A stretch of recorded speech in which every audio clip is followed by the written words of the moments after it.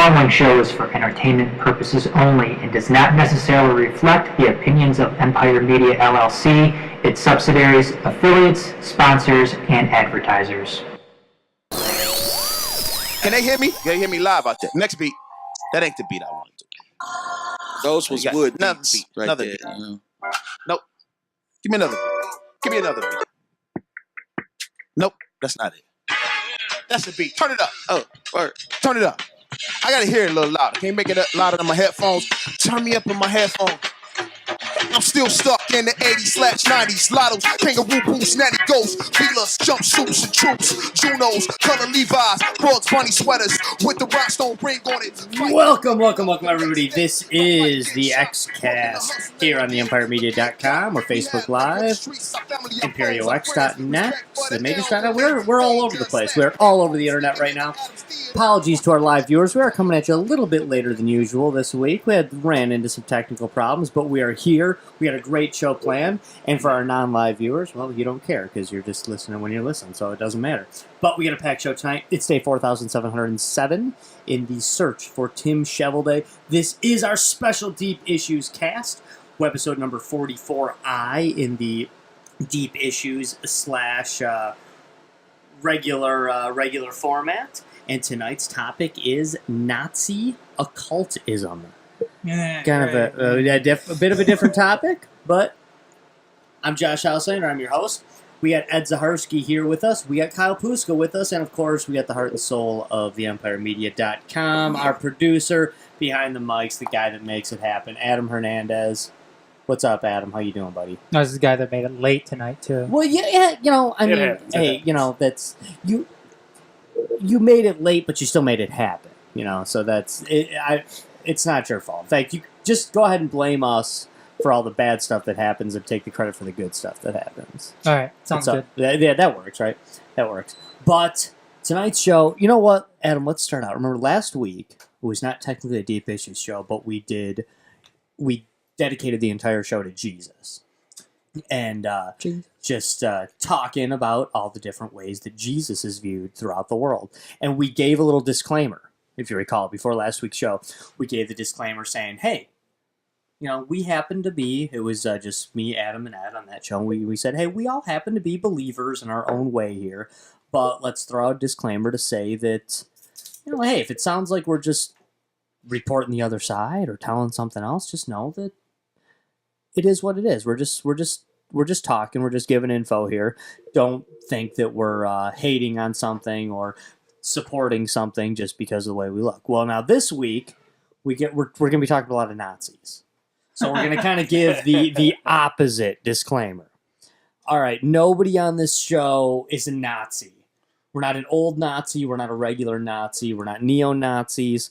We're not Nazis. We're not nationalists. We're not socialists. Well, maybe Adam, but we're definitely not national socialists. We're not Nazis here. We don't like Nazis. Nazis were really bad people. They did a lot of bad stuff. They did nasty stuff. They were mean to not just Jewish people and Europeans and everybody else. They were mean to a lot of people. Yep, so we're Nazis just here to discuss how it all happened. So if we're coming at you later and it seems like we're glorifying something, like we're putting like a positive spin on something, it just happens to be the topic at hand. So don't think that we're glorifying what it is to be a Nazi just because we aren't going to take... We got a lot of stuff to cover, So I'm not going to take every 3 minutes and be like, hey, everybody, remember Nazis are bad. Like, we're going to say it once at the beginning. Everybody knows Nazis are bad. We don't need to say it. So everybody here on the show, you don't need to say... If it sounds like you're getting excited about something, if it sounds like something seems cool, you don't need to stop in between every third sentence and say, and yes, I hate Nazis. Yes, Nazis are bad. I don't have a problem with Jewish people. I love Jewish people. You don't have to say that, right? It's not there. It doesn't matter. So thank you, Josh, for the disclaimer. Yes, disclaimer over with. So, I don't even know where exactly we want to start with this. Because there is a lot to cover. But, we all know varying degrees about what the Nazis did, who the Nazis were.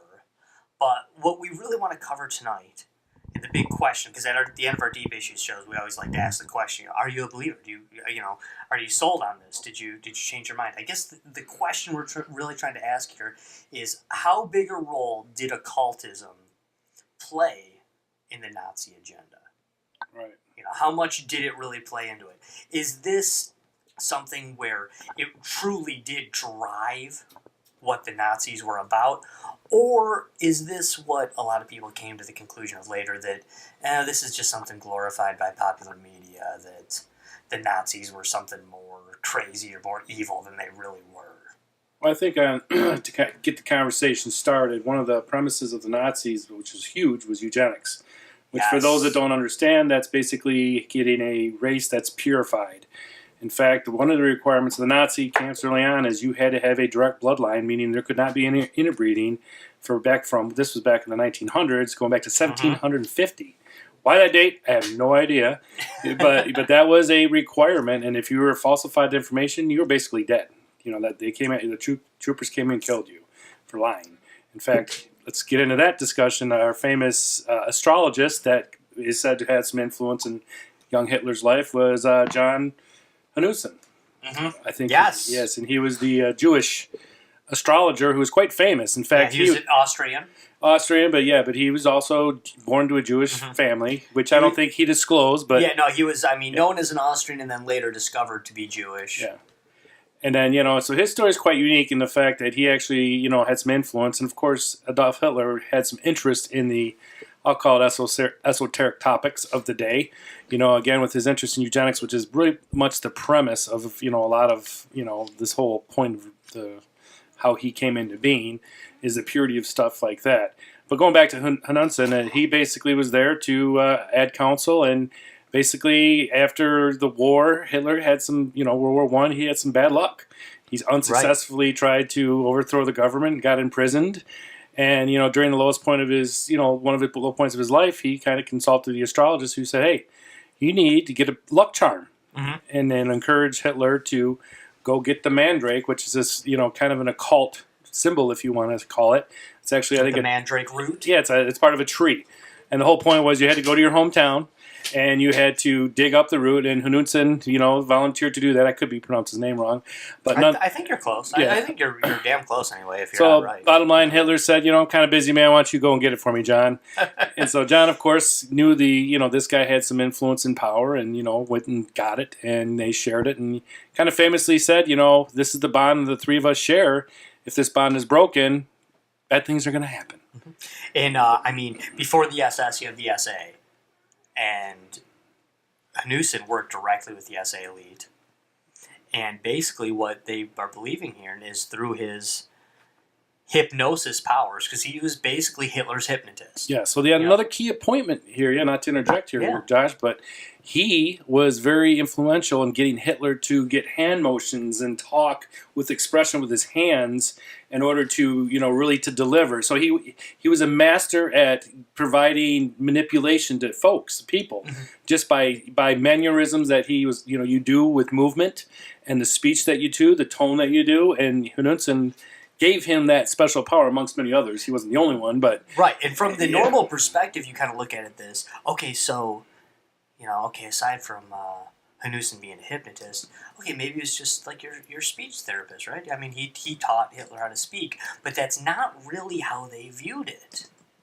Hernandez was saying, especially from the occult perspective, which we're trying to cover here, Hernandez in essence is saying, or the people around them were saying, that Hernandez, through his hypnotism and through his training, gave Hitler crowd control powers. Pretty much was what they were saying. And say, well, that's turning something mystical that doesn't need to be mystical to say it's crowd control powers when he taught him how to speak. But no, he was. Did anyone control a crowd quite like Hitler? Think about the nasty stuff Hitler's saying. A lot of hate here. Yeah, I think we need to lay the stage too when all this really kind of was happening. Sure. This was again at the end of the World War, which was this was the first World War. This was the war of all world wars at the time, and it devastated the whole German economy. They were in the toilet. They had nothing, and everybody was despair and doom. And ironically, at the time, this is when the secret societies that we've talked about in past episodes, Illuminati, the Freemasons, the Knights of Templar, they're all forming around the same time period of time. And the Fuel Society, kind of evolved during this time frame as well. We'll certainly get into that. Yeah, but, I mean, the Thule, so the mysticism, I guess, was pretty prevalent in the area at the time, and people, the common folk, if you will, they were desperate for something to latch on to because their lives were so damn miserable, at the time. It seemed like Nazism was certainly I don't want to say a secret society, but it was definitely rooted in. Sure, and secret society. It was totally that. Based on some of the research, is that it evolved from the Fuel Society. It was the Workers' Party. And between the Vril, I believe I'm going to say some of this stuff wrong. I don't speak German, but the Vril, the Thule, and the Black Sun societies kind of all merge to kind of create this. And there's a connection to Berlin Nazi too. idea. So it was prevalent throughout Germany. As far as your original question, though, Josh, I mean, the Nazi connection and to the occult, it seemed like the occult had everything to do with the rise of Nazism, and it had everything to do with the basis of Nazism. I mean, even going back to the science fiction of Atlantis, and the chosen people of Europe, and really not just Europe, the world. Really, I mean, we talked about the New World Order in the past. Nazism, Adolf Hitler, that's exactly what they tried to do here. They tried to, this was the epicenter of a new world order that he was trying to inflict on the rest of the world. He was trying to get back to the roots, to what he thought was the roots of Germany and the greatness of Germany of the past. And this is the birth of, something that the more basic ideology than even Nazism is you have your Ariosophy. Yes. Basically. Well, that was what everything. You're looking at here. Ariosophy, in essence, is before you even have Nazis.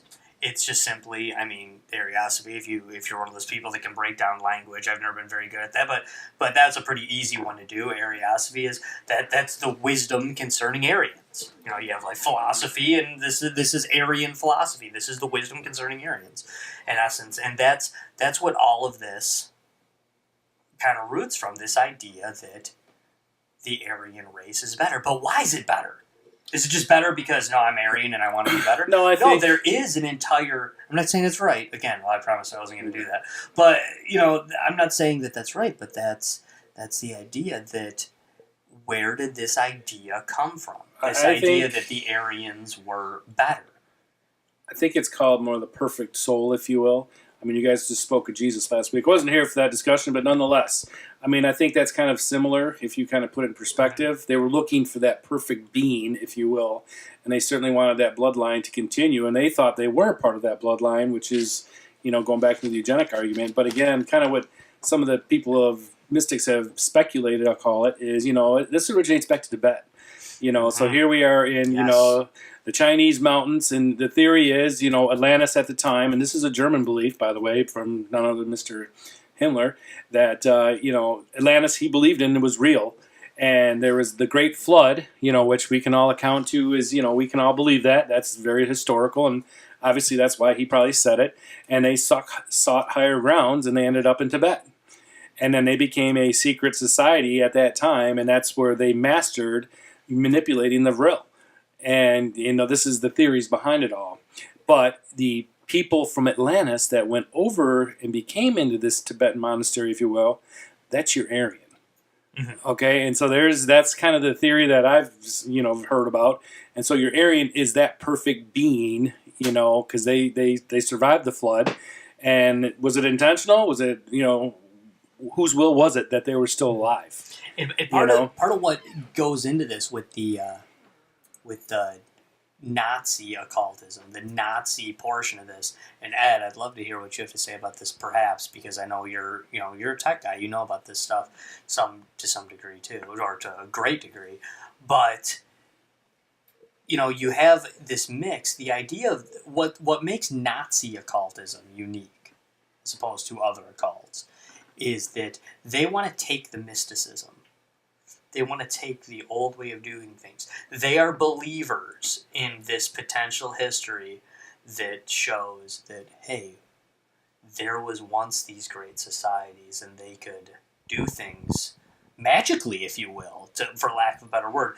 But they wanted to take that mysticism and they wanted to morph it and put it together with modern technology. They wanted to create a new science, if you will. And you see some of that. I mean, Ed, we've talked a lot about the aliens in the past and things like that. And there's a lot of people that, jump into this idea that they're taking this, maybe it's not ancient aliens, maybe it's not UFOs we're looking at now, maybe it's Nazis flying around. In those things we see, and that's something to be said for that. This taking of the new technology, There was, I guess, thoughts that maybe they had actually run into aliens, and that's how they got some of that. So maybe it wasn't that they were actually a cult, but they actually had this, what seemed like, magical. They were into magical things, but they're actually just in contact with aliens and had all this futuristic technology. And Ed, I know you know about the Viminas. You're familiar with the Viminas? No? No. Oh, I remember talking to you about Viminas way back in the day. I'm talking in the Dr. Rule Mysteries from Beyond the Other Dominion days. But the Viminas were basically what they referred to as the ancient. You hear about this, on the Ancient Aliens a lot too on History Channel. Although I'm not sure if they use the term Vimina or not on that per se. But the Viminas, in essence, are the ancient flying saucers that many of the old societies saw. They were Indian based too, I think. Mm-hmm. Yeah. I mean, Egyptian for sure. Well, you hear Lemuria and Atlantis that there was flying spacecraft back in those days, right? Right. And technologically, because again, hieroglyphics seem to show this, and they say Atlantis. We all hear the speculation that was the most advanced civilization ever known to man, and then they self-destructed because of their own technology. That's still to be debated. But the fact that there's a link here to the German philosophy and their belief in it that carried over into their what they wanted to do, and part of it was the purification of the race, which played a huge part in all this. And so yeah, I think they were influenced. So here's a thought to go off the deep end for a minute. Sure. Okay, so who's to say that behind the scenes here, and let me preface this by saying, after World War II, the advancements made in many, many areas, technology, medical, everything like the sort, exponentially erupted. Oh, absolutely. So who's to say that this was somehow a plant from some foreign, we'll call it body, to help us evolve because we were getting stagnant. The Sodom and Gomorrah event of, the 19th century, whatever it was, 20th century? Whether it be divine power or a mystical cabal. Or this is a natural step in evolution, meaning we have to feel the pain in order for it to evolve. And so this was something that was inevitable going to happen, whether we wanted to or not. Hitler happened to be in the game, and the Nazi Party happened to be the thing that made it happen. So kind of interesting to think of it that way. Yeah, absolutely. But who's to say? Because again, medical technology would not be where it is today had that not experienced. The experiments they performed on, unfortunately, all those poor souls, advanced medical technology to a level that, probably and just jumped 50 years ahead. And their willingness to just do stuff that most people would. And I'm not only talking about the nasty medical stuff that they did to Jews and to whoever else they felt should feel their wrath in a concentration camp, but just the idea that they would be willing to do stuff that's, for lack of a better word, just weird. Look into things that are just simply strange. Ed, were you about to chime in with? Well, I was just to tack on what he was saying.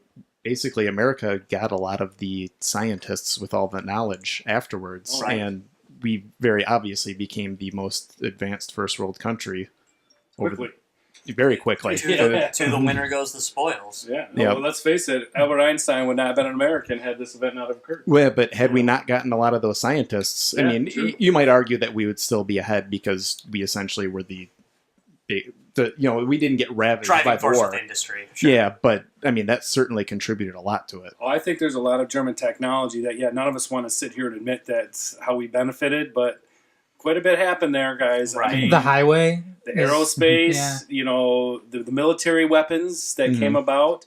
I mean, and they were in search. It was rumored that they were very close to having the electromagnetic pulse weapon, back then. Mm-hmm. Which, again, Tesla, our friend, the American, or not American, but Tesla helped that cause.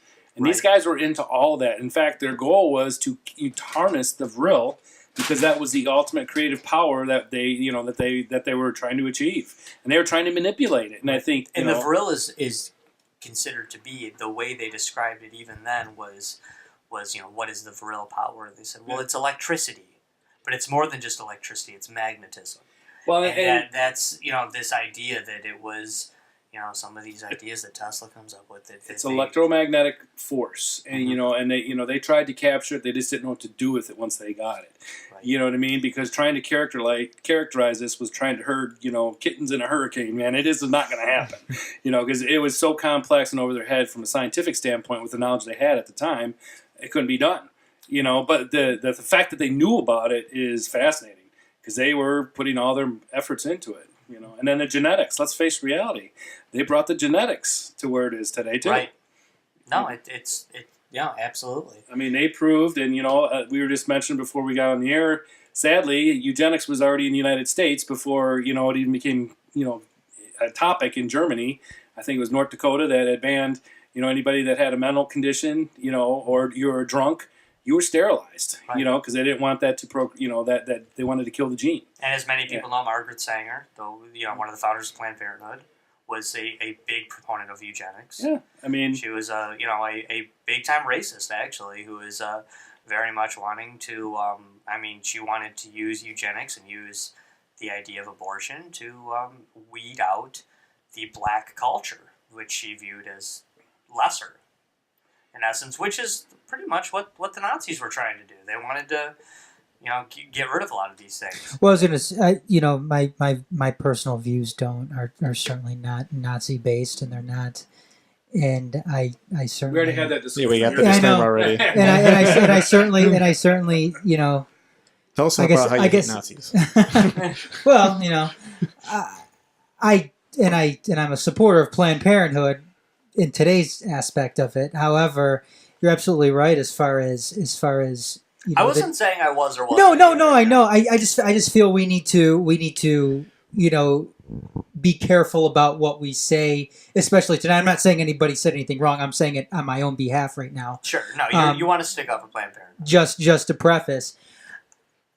But you're right. I mean, the Nazis, that was part of the occult. That was part of creating that perfect race. Mm-hmm. If you had an individual, or if you were a parent and you had a baby that was born with a birth defect, they were dead. Yeah, they were dead. They weren't dead right then and there. No, however, the doctors would inject the baby with some type of poison. Yes, that's right, Kyle. So they would die naturally. And they would die naturally, and then that's what these doctors would go off of.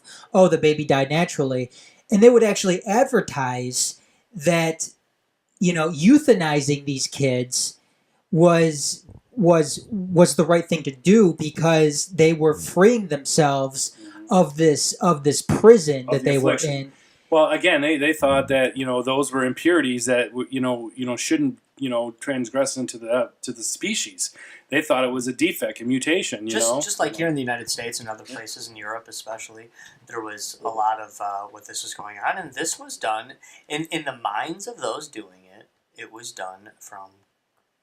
It was well intentioned. It was good intentions. Yeah. I always like to say, and this has nothing to do with this particular subject, but in my opinion, to me, I always like to ask the question: what is the opposite of well intentioned? The opposite of well intentioned is wisdom. To me, that to me is the opposite of it, because well intentioned simply means that I meant well, but I was wrong. If you had wisdom. If you were wise enough, if you were wise enough to know what was right, then you wouldn't need to worry about your good intentions. You would have had the foresight to do what was right. in advance. So to me, well-intentioned, although I will say it, and it's a left-handed compliment to me. It is what it is, but it's not necessarily a good thing to be well-intentioned. If you're well-intentioned and you're right, well, that's cool. But even then, you're really just lucky. The path to hell is paved with good intentions. Exactly. No, I. Great. Yeah, well, let's. Shall we finish the story, Mr. Hernandez? What happened there? Yes, we should. But one thing I do want to say too is that one thing that's weird about it, because we talked about it in the disclaimer. Adam, you mentioned it, and it is weird where you do feel like you have to constantly say like, "Hey, I'm not on board with this, but I agree with this." But what's strange about this, I found this very weird, and this isn't a big topic that we need to go super in depth on, but modern day occultists. I don't think of occultists, whether it be modern day or 50 years ago, 100 years ago, or 500 years ago. I don't think of them as like real sugary people. I don't think of occultists as somebody that really cares what the society thinks about them. But modern occultists like to deny their Nazi connection. Nazis are so nasty that even occultists today don't like to be linked to them. They like to downplay how much the Nazis were involved in the occult because, I might be an occultist. I might worship Satan. But I'm not a Nazi. This is a legitimate thing within, and not all. I know I'm not trying to, if I offend an occultist, I apologize, I guess, but I'm not that worried about it. Right. But truthfully, not all occultists are necessarily Satanists. I'm not saying that. No, you got a cult. But there is a cult is basically putting yourself behind a concept that's not been accepted by society. Right. Let's put it in definition. But yeah, and along with the dictionary definition of a cult, you basically have you're going against the grain. Yeah, and you have you can achieve power through knowledge. Now, is kind of in essence what. So get back to the whole story. Yeah. Let's wrap up. Hernandez. Well, Hernandez. Well, again, here's the history of loyalty, right? Mm-hmm. Once Hitler got what he needed from Hernandez, which I don't know if he got what he wanted, but nonetheless, Hernandez tried to become a member of the Nazi Party, and pretty much 2 weeks later, he was killed. Ordered by Hitler himself. And by the way, any of the occult societies, the Thule Society, all these guys, Hitler banned as soon as he got into power. They were gone. And I think he wanted to sever that connection. I think partly this was an ego trip, too, because they had power. He knew they had power, and he was just saying, well, I've got more followers than you, so you guys are done. Mm-hmm. But... And know that Hernandez predicted Hitler's chancellorship by 1933. Oh, a day before. Yeah. He had a seance the day before, I think it was, and then the Reichstag, I think it's called, he predicted, burned down to the ground. Exactly. And as a consequence, the chancellor at the time walked away, and Hitler rose. That was when he took over. Yeah, the fire. He's speaking. Kyle is speaking directly of the fire that led to the Nazis' rise to power. And what's strange about this, the conspiracy, if you will, behind this is that it's three-pronged in essence. Because it's, okay, the Hernandez thing, it's all coincidence. That's A. Then B is, he predicted that this fire would happen, it would lead to their power. But there's a third part, too. Third part being that many people believe that Hernandez hypnotized the very person who became the arsonist who did this. So that's not predicting the future, that's creating the future. That's a very different thing. You bring up a very good point. Let's just dive into hypnotism real quick. Okay? Yeah, absolutely. Okay, so hypnotists, basically, this is something I've read through the course of time. There's very few people that actually can become hypnotists. Okay, you really got to have a very open mind. People that are generally closed-minded, they're not hypnotizable because they shut down. However, if you are able to connect with somebody and you hypnotize them, you could be going to church every day, 5 days a week, but you could make someone go and kill somebody. And they proved this with experimental people. They use fake guns and everything. Mm-hmm.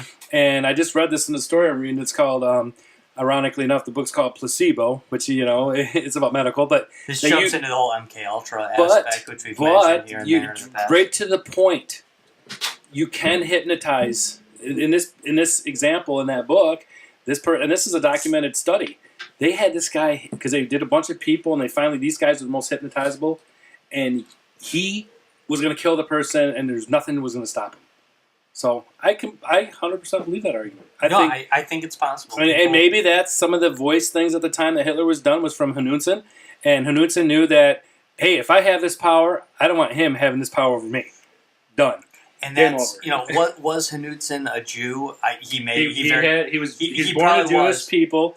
He never disclosed. In fact, he lied to join the Nazi Party because, again, back when we were talking, you have to show lineage back to 1750, direct lineage, or you didn't become. So he's murdered by Nazis 2 weeks later after being either a rumored Jew or a discovered Jew. Whatever. Either one, whatever it is. But truth is, was he murdered for being... I mean, we all know the Nazis hate Jews, but was he murdered for being a Jew, or was he murdered because this guy gave him the creeps?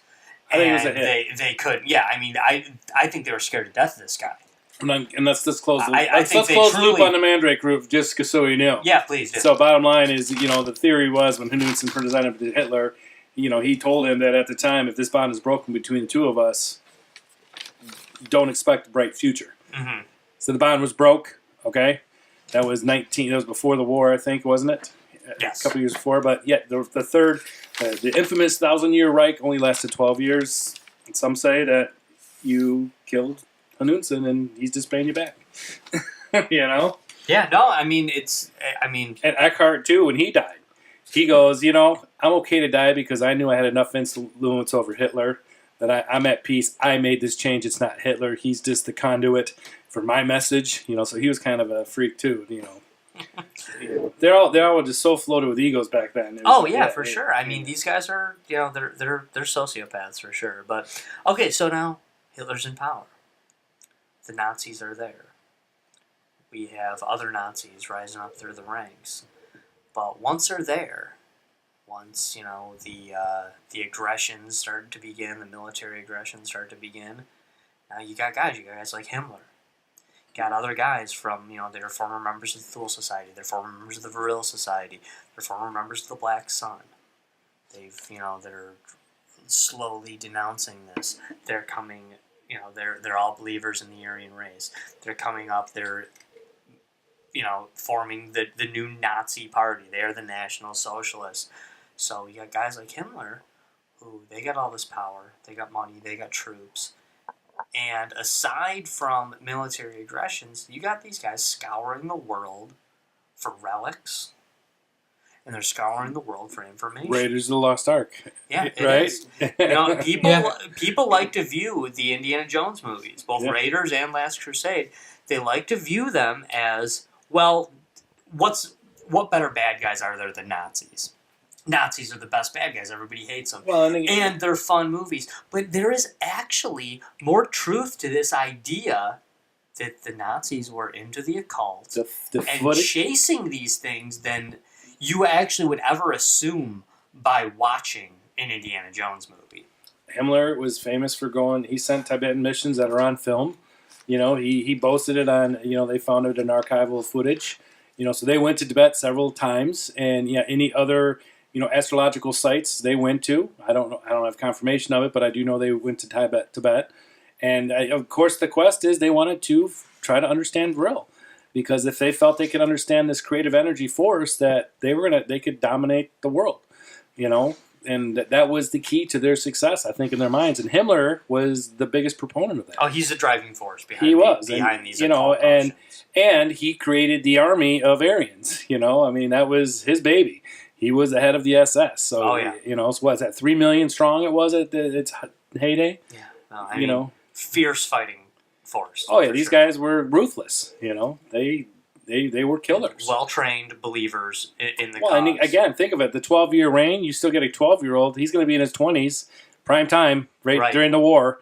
Right. So... Well, yeah, they were... they had it well stocked. they had a gift to keep on giving. I mean, once you turned 14, you were in Hitler Youth, and then once you turned 18, you were part of the And the Nazi Party. girls, you're in at 12. You know, sadly, it's a sick thought, but the younger the better for them. And the girls especially, I mean, they were taught from an early age that you were to marry young and be subservient to whoever. Yep, and you not get married, and your body basically belonged to country and party. Exactly, you were the conduit. Yes, so and a lot of these kids, or these women, never met their kids. No, because they're farmed away. There's famous, Himmler had his there's a famous name for it. I don't know what it is, top of my head, but yeah, they were basically huge nurseries. Sure, and as far as you when you're talking about the Indiana Jones thing, Josh, something that kind of struck me when you mentioned that, especially when we're dealing with Nazism and the occult, is that one quote from Raiders of the Lost Ark, or not Raiders of the Lost Ark, Last Crusade, when they just got done when that one group who was supposed to protect the Grail was chasing them, trying to kill him. The Christian group. Yeah, and he asked, and I'm paraphrasing here because I'm going to butcher it, but he asked him, why are you seeking out the Grail? Is it for Christ's benefit or is it for yours? Do you seek the Grail for your own benefit, or do you seek the Grail for your? It's like Christ's benefit or for yours, something along those lines, and that was for Christ's glory or for your own. Exactly, and that was everything that the Nazis were about. It was to benefit. No, it's the best scene in that movie. Honestly, it really is. It's my favorite scene where they're about to die. He says we'll both die. He says my soul is ready. My soul is prepared as yours, or my soul is prepared. How is yours? And but I think that perfectly embodies what the Nazis were about, and to every aspect. And sure, it roots itself in the occult, but everything that they did was to benefit them and only them. Correct. And it did. I mean, it didn't matter if they were trying to seek the Grail. If they were seeking the Grail, it was to give themselves everlasting life and everlasting power. And yeah, I mean, and there's a deep rooted evilness of that too, and it just goes to show just how bad these people actually were. Right, so. and what comes to mind here recently is the blood flag. This is when they tried to have their attack on Munich at the time and failed, and this particular swastika flag, if you will, got mangled in blood, and apparently it was decided at the time, probably from Hitler himself, that nobody can have power without touching the blood flag. So in ceremonies, he would actually go in and say, you have to touch the flag, but only Hitler could be the person to distribute that. That was the first. That was when they like you said, they were trying to take Munich. Was that the first attempted uprising? I think it might have been the second. I think they were. But those were the Nazi martyrs emerged from. Yeah, was it? Yeah. I think that was it. But it was a rallying flag for the party at the time. And again, you got to remember too, going back to our original argument, this times were desperate. Workers had nothing. They needed something to latch onto, and these people provided. And then I think the showmanship of it all too. Let's put that in perspective. The flags, the symbolism, of everything out there. The swastika. The swastika, is a huge, big part of what we all perceive, as the whole Nazi symbol, and which is sad because prior to that, it actually had a fairly decent meaning worldwide.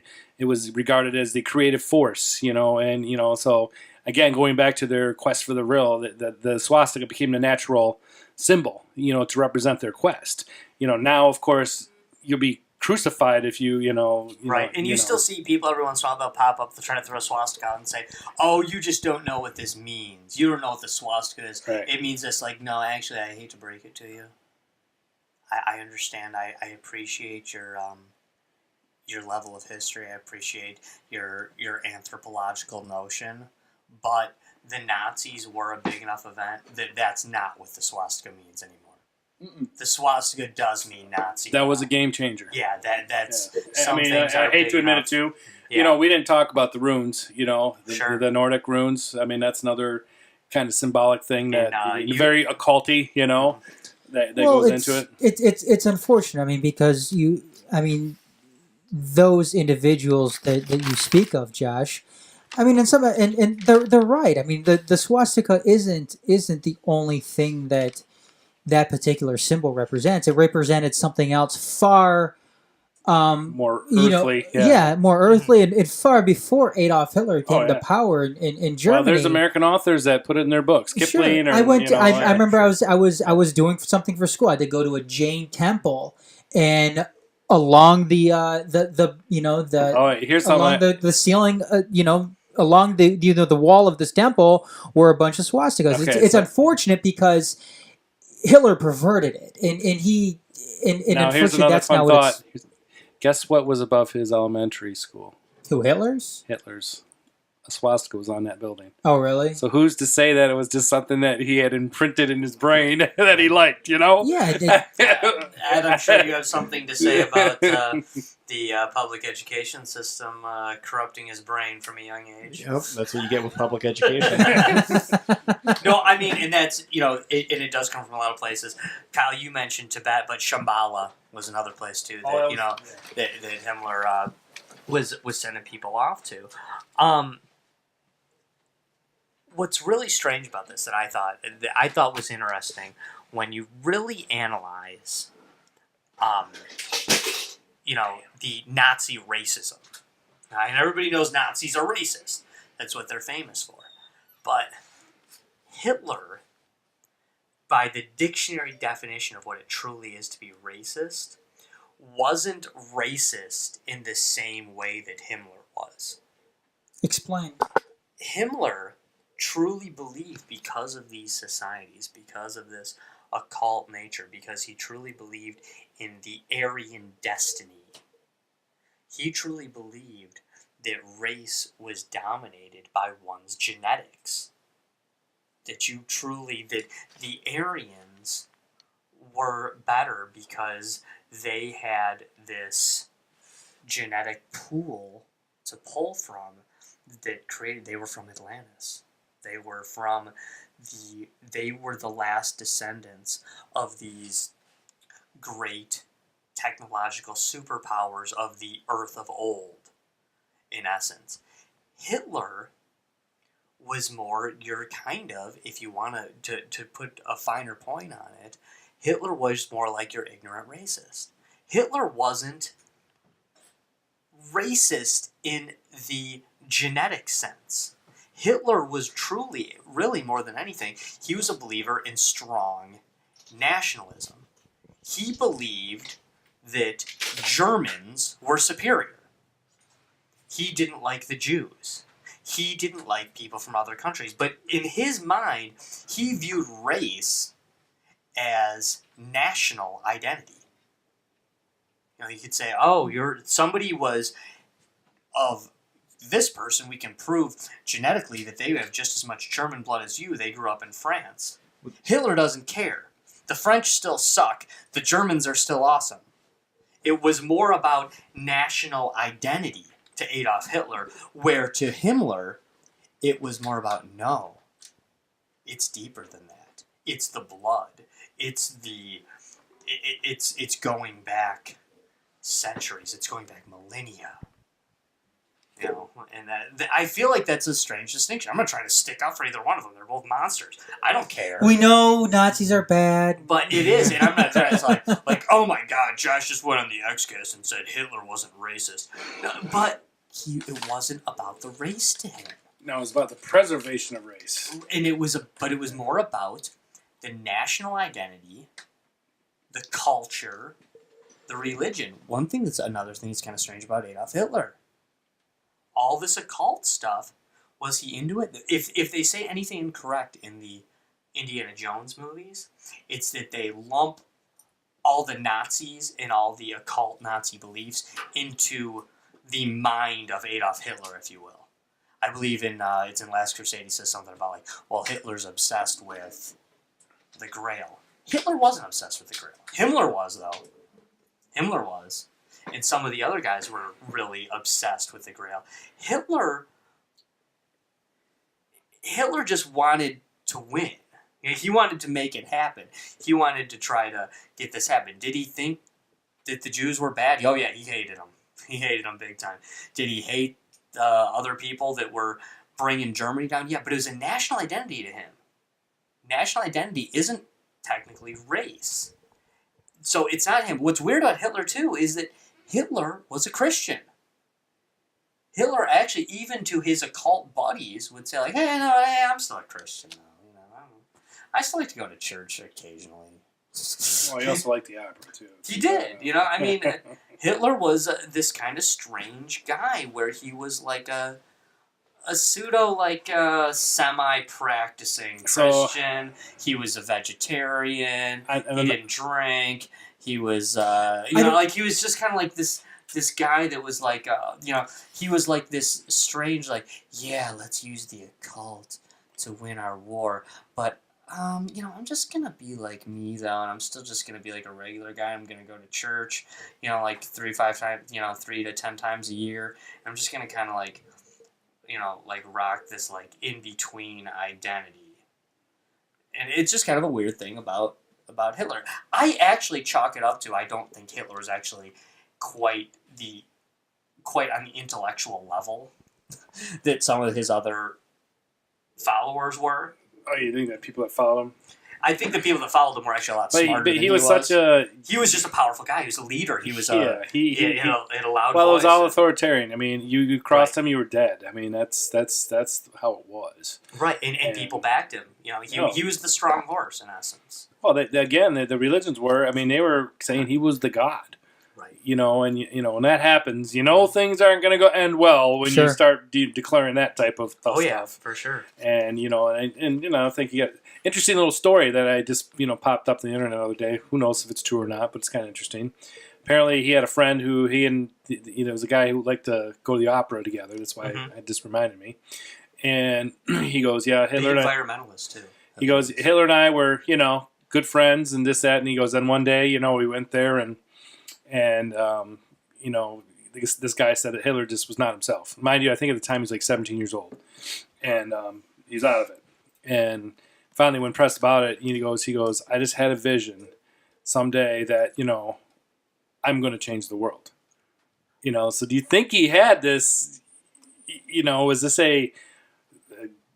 what do you call it? A psychotic moment of grandeur, if you will, that he had implanted in his own mind that he was going to be this great, leader one day, or was it inspired by something? I don't know. It's interesting though. I don't know if I'm the only person here who's read this, but this reminds me of, and I know we get a whole bunch of internet nerds listening, so I can't be the only one out there who's read this book, but this reminds me of my favorite sci-fi series, which is Dune. Dune is a great sci-fi series, but what it's great about is it's not just sci-fi. It covers religion, philosophy, and politics, and it's an allegory for our world, even though it takes place in 10,000 years in the future and all this stuff. But one of the main questions that they raise in the sequel to Dune, called Dune Messiah, is when talking about their new tyrant who is taken over, and they actually do compare him to Hitler. One point, because they talk about members of ancient Earth and who could be compared to. But one of the main questions they asked are, could he see the future? Could Paul Atreides, Paul Muad'Dib is who they're talking about, and the question is because people think, oh, he's a god. He can see the future. He can predict the future. But the question is, it's like, could he predict the future? Did he have visions that predicted the future? Or was he simply a person who attained enough power that he changed the future to his will? That the will of millions was dominated by him, and then it looks like, oh my God, he predicted the future. He said he would be this powerful being, and he was, because, it's like, did he predict that? Was it a vision? Was it from God? Was it divine? Or did he say, I really want this, and then he took it? I could argue, kind of the age-old question. It is the age-old question. You could say that in Hitler's that in a microcosm. It's about intent, right? So the power of intent. Was he strong enough? I have to agree with your previous statement. I don't think he was intellectually strong enough to know about the intent at that young age. Mhm. You know what I mean? And if you guys have Because he didn't have enough life experience really to justify something like that. I think maybe as time goes on and he learned about all these esoteric practices around the world because he was getting that information. Yeah, you could probably I've heard of people having intent and making shit happen. Right. I don't know. I'm kind of on the fence on that whole argument, but at the same time, why not I almost think it's an unanswered why not question. have a positive intent all the time? Sure. Life drags you down a lot. Let's face reality. But at the same time, what if you don't let it drag you down? And maybe Hitler was a master at that. He just did not get distracted. Sure. And his power was his ability to not be distracted. Well, and something with Hitler too, in that you can say this. Obviously, I'm not going to call Hitler was dumb. I'm not going to say it. You don't get to that point by being dumb. I used to hate that when in our own country people used to say George W. Bush is an idiot or Bill Clinton is an idiot, depending on what you do. It's like okay, newsflash, guys, you don't get to that position because you're an idiot. Maybe you dislike him. Maybe you don't like it. But guess what?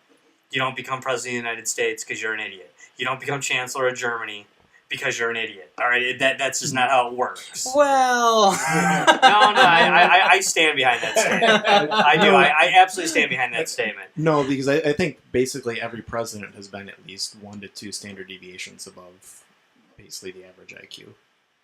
Right, but there's IQ and then there's EQ. And EQ is what's the measure of how a person comes into power. Because so who's your number one then they're above average in both. Who's your EQ example of life? Number one. Who'd you say?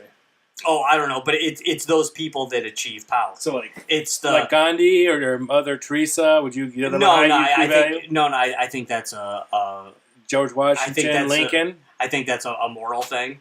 I think I think those guys do have. I think Lincoln EQ, probably had a high IQ. I think you have to have an IQ. Oh, Lincoln had an extremely high IQ. Yeah. But I think the EQ is what gets you to that Well, position. I'm not saying Because if you think about it, if that's the case, you could just give everyone in the country try to think of the best possible standardized test, have everybody take it, and have that person become the president. Would you want that person to be president, though? Probably not. No, you really wouldn't. because they'd probably be some. It goes to the, not to offend my, more educated friends, but, the higher degree you go, the less common sense you have. Oh, hey, I mean, that seems absolutely. That seems to be the prevalent thought. Listen, something from to share something from my personal knowledge, not that anyone cares about what I've done personally, but I worked well over 20 years in the construction industry.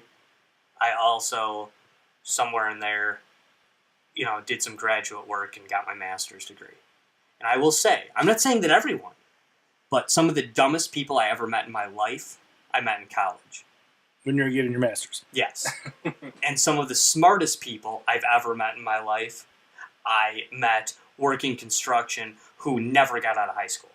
I'm talking brilliant men and women, but it is more men because it's construction. So I'm not trying to be, but I've met some brilliant people in my life who were high school dropouts, and I've met some morons with higher education. Because higher education and intelligence aren't correlated at all. They are. And it doesn't mean you're not. I'm not saying, Josh said everybody who has the master's degree is dumb. No, I'm not saying that. Going through that process doesn't make you intelligent. Exactly. Right. And the thing is, with a guy like Hitler, like I was trying to say before, is that I'm not saying Hitler was dumb, but look at the military strategy Hitler brought in. Had Hitler listened to some of his smarter generals and admirals, there's a chance he could have won the war. Hitler's military strategy was piss poor at best. Mm-hmm. Now, if you've read Mein Kampf, I don't know if you guys have read Mein Kampf or not. I'm not. I read it. It's hard to read. Not only is it hard to read because there's a lot of hate in there, it's hard to read because it's a crappy book. That is a crappy book. That guy does not write well. He doesn't speak well. He doesn't give his point well. But Hitler, homeboy lays out his vision for why Jews suck and why we need to wipe them out and why we need to start World War II. He lays it out while he's in prison, right in Mein Kampf. He tells you his struggle in this book that is way, way, way too long. I mean, he writes his book that's like, I mean, this thick, for those of you watching on Facebook Live. Yeah, I mean, it's really big. It's really long. It's really boring. The wording sucks. I don't want to say I'm looking for the right word here. I want to say the English sucks, but that's a dumb way because he wrote it in German. But the verbiage? The verbiage, yes. The So verbiage it wasn't sucks. eloquent. No, it's no not. common sense. And Well, that sounds familiar. right, and I mean, you don't read Mein Kampf and think, wow. It's not like where, okay, if you take some of the great philosophers, take a great philosopher or a great ideologue of the ideology you disagree with. Like Shakespeare. Yeah. I mean, or if you take, say you're a complete statist or totalitarian, you read John Locke, you're going to say, wow, that's some really good, intense stuff. That's a brilliant man. Take a person that you disagree with, of those great philosophers, great ideologues, great political philosophers, and read them, you're going to think, wow, I've read a lot of other stuff and I know that I disagree with that point, but dude makes a point. That's good stuff. No, not what happens when you read Mein Kampf. So you're not thinking so that begs the argument. So how is he? This goes back to the occult. So he had to use the occult to get the influence that he had. Perhaps. I mean, we're arguing. From the astrologists, he got the hypnotism aspects, right? And then from other people. I mean, what are some aspects from what you guys have read? What have you found that's been things that you think are prominent in Hitler that wasn't his? Well, and that's why when it comes to Hitler, that's why I like to, when you're talking about Nazi occultism, I like to talk more about Himmler, because I think that he was the more occultist of them all. Right. And when for instance, you talk about the Thule Society, the Thule Society. Originally, the German Norden, I believe, is the.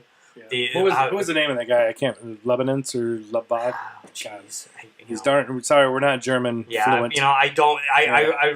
When you're saying that, I recognize Lebanon's or something like that. Yes. And he was he was the grandfather of the Thule Society, and the German Norden Wohlwalter of the Holy Grail was. And eventually he was also shunned by Hitler, and basically, he was smart enough and he knew enough influential people to fled Germany to save his life because he had to go to Turkey. Yeah, in 1918, that's when they kind of do the switch over, start calling it the Thule Society. They push out some of that old guard. Yeah, and he was pushed out.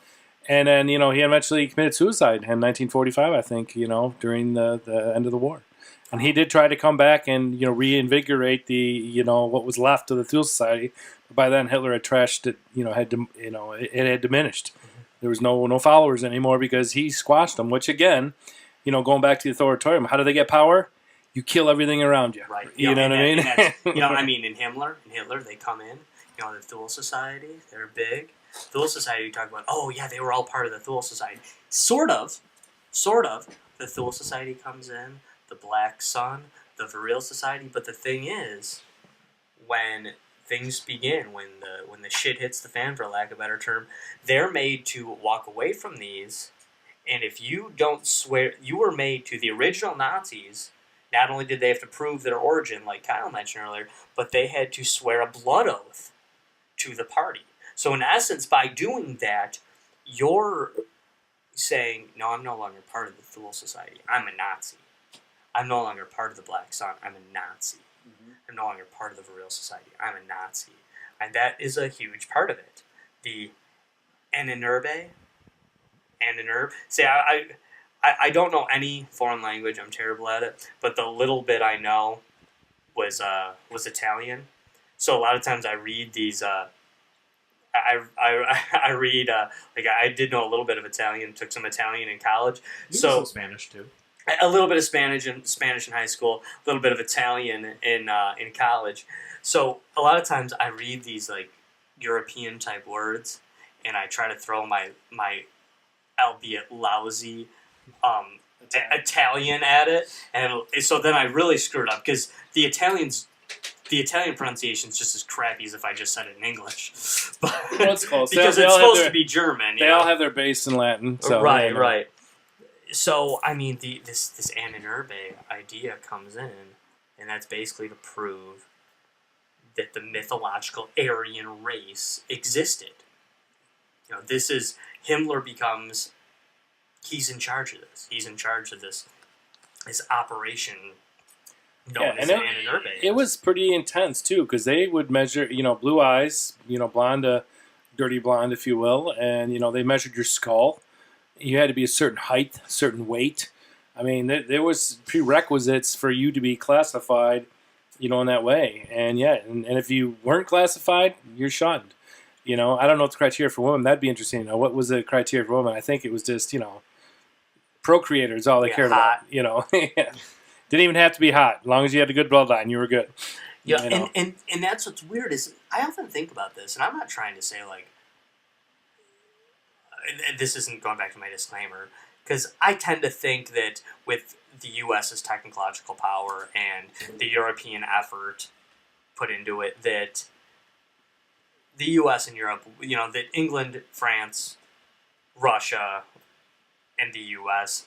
was going to win that war for the most part. Right. They are more powerful. But I often think, if this occult stuff is true, if there's some truth to this, imagine if the Germans really did put all their eggs into the one basket of simply winning that war. Thinking they were going to win, regardless of what they did. Because Himmler, let's face it, the United States, the Americans, the Brits, the French, the Russians, they were thinking about one thing. This war sucks.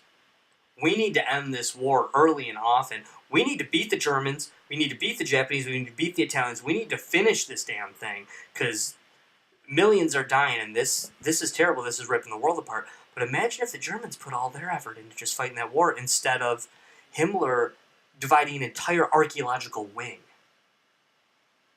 of his SS troops.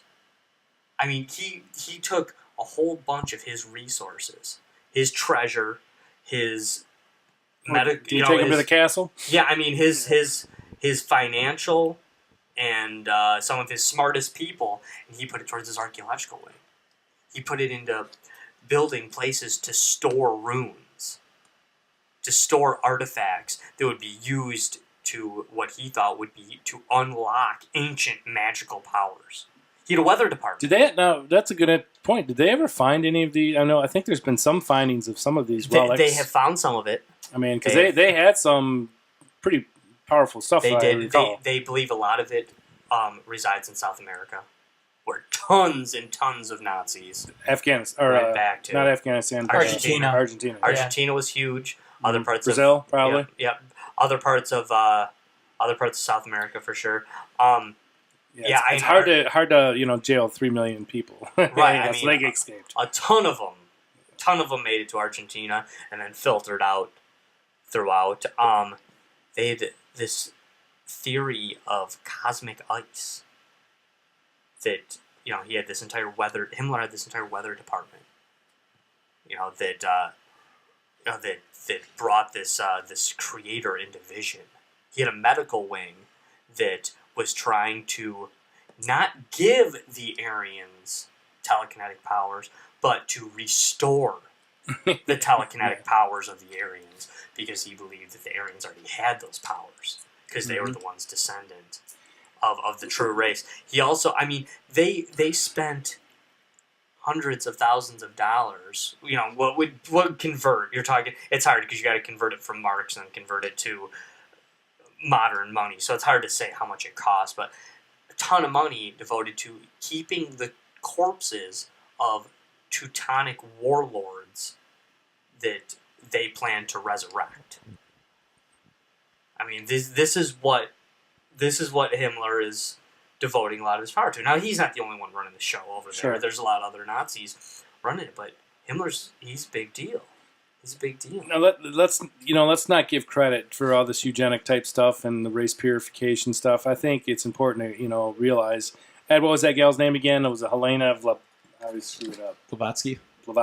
Yes. Who was a famous psychic back in the day, and she's claimed to fame as she claims she's connected to the Vril and has access to certain monks that she met in Tibet, and she wrote a book, and everyone thought she was kind of a hoax until they read her book and the language in the verbiage, if you will, It was a well-written by a very high intellectual individual that wrote this book and was credible at the time.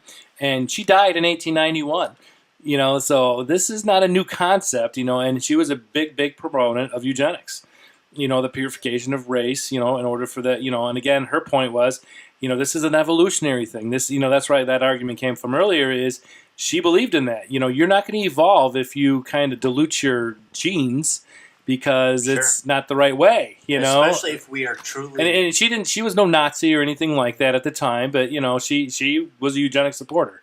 Especially if we truly have evolved, or if they, not we necessarily, but if they had truly evolved from a greater species, something from perhaps Atlantis, something from perhaps another world altogether. The alien aspect's still there. There's no question. It is absolutely there. I mean, because the woman you're speaking of that you and Ed mentioned, she is the precursor to the Houslander society, which Maria Orsic is. Yeah, I think she took over. Is the becomes a head of that. She's also known as the goddess of the devil.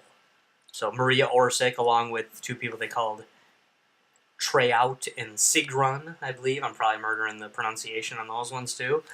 But they claimed to be communicating with off-world beings for this. And they actually brought in, this is in essence, indirectly, but this is in essence the formation of the Nazi Party, because these three women, brought in, or they almost were viewed as goddesses, if you will.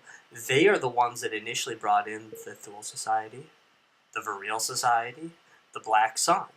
They're the ones that brought them up, got them all in the same room together, and started talking about the visions that they had, started drawing it out on paper. And what is insane about this, to me anyway, is that Maria Orsic starts talking about these visions she's had, and some members of, I believe it was the Thule, it might have been the Virile, but I think it was the Thule Society, some of the scholars within their thing, they start looking at what she's saying, and they're saying that what she is transcribing, the nonsense she is transcribing, is actually Sumerian. Hey, she doesn't understand it, but it's actually Sumerian that she's speaking. One quick thing. Yes. We're going to end the Facebook live feed, and if anybody out there wants to continue listening in, tune into the audio feed, which is right above the Facebook live feed. Yeah, thanks. Right on the EmpireMedia.com. Link provided on our Facebook page. Okay. Facebook.com/TheEmpireXmedia. Yeah, so thanks. So if you won't be able to see our pretty faces anymore, but you still get all the content. So so please keep it coming. Thanks, Adam. It's but fascinating stuff. I mean that these women are, they're viewed as they're mystics in essence. They are absolute mystics trying to bring this about. Did you have something, Ed?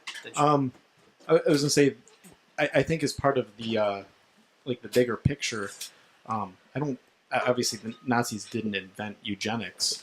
No, I think it's basically an Illuminati belief.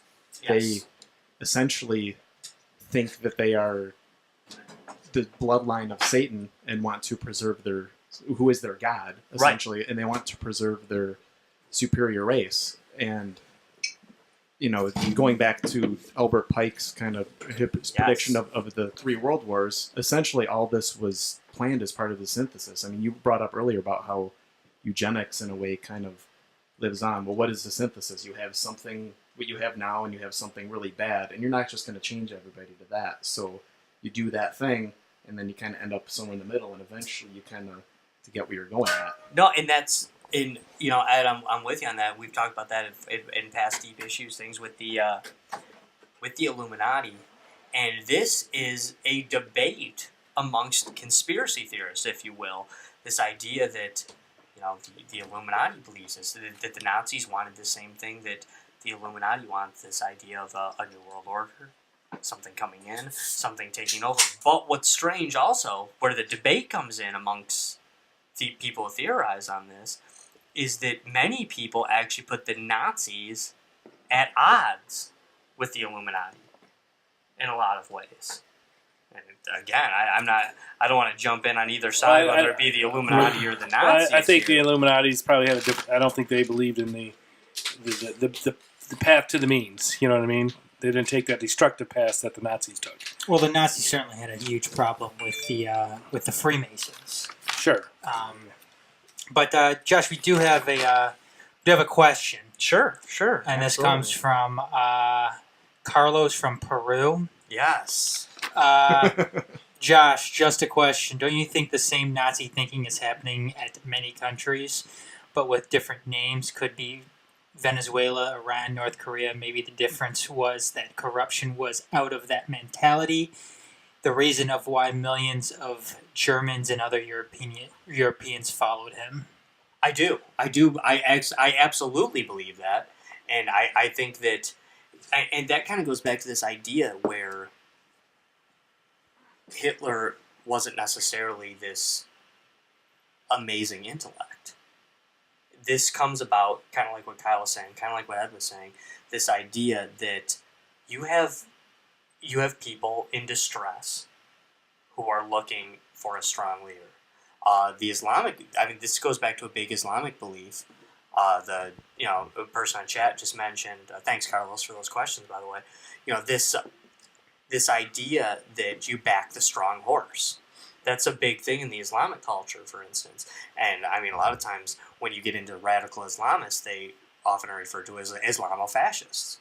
Because it's this basic idea of fascism. Well, and I think there's, some of the, interesting to Carlos's point, I think chaos, what was prevalent before Nazis? Extreme chaos. Right. And, no path. No, very desolate. You could argue in the United States, we're not that bad. You know what I mean? Comparably speaking. No. But at the same time, Venezuela, down there, absolutely. And now who's to say that whoever's going to take power wasn't the one that planted that seed? It reminds me of... So who because let's face reality, if you look at the thing, Hitler was chosen by some of these people to ascend to power, and got put into those circles where he would have influence, and then the rest was history. Well, you and I were kind of discussing this briefly, Kyle, before we went on tonight about, kind of that cult of personality that Hitler, I don't even know if he brought it on him. It was brought on. Right man at the right time, perhaps? Exactly. I don't know if this is exactly what he was looking for. It probably was, because the guy was obviously a egomaniac, yeah, he was a maniac. He was a psychopath.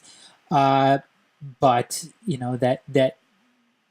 that worship of a particular person, again, we see it in North Korea right now, that cult of personality surrounding Kim Jong-un. Putin, Putin to some degree. Not so much as what we see with Kim Jong-un, just because Russia is a much more free country, sure, in comparison to North Korea is. But again, Duarte, in the Philippines. Yeah, to Carlos's point here, I think that may be the closest thing we have to that worship of one certain individual. There's a rise of fascism right now in this world. I'm not going to necessarily call it the same type of rise that we had in 1940, 1938. But there is definitely a rise of fascism here. You see that in Greece. He's literally Hitler. But so are we saying we're on the cusp of an evolutionary step? Possibly.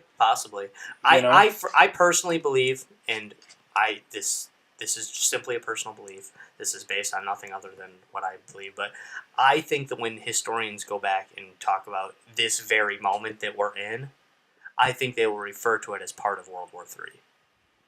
Just like when last decade, we as historians go back and look at World War II. So you think this is all the precursor to the event? When we go back and talk about World War II, we talk about it starting in the early to mid 1930s.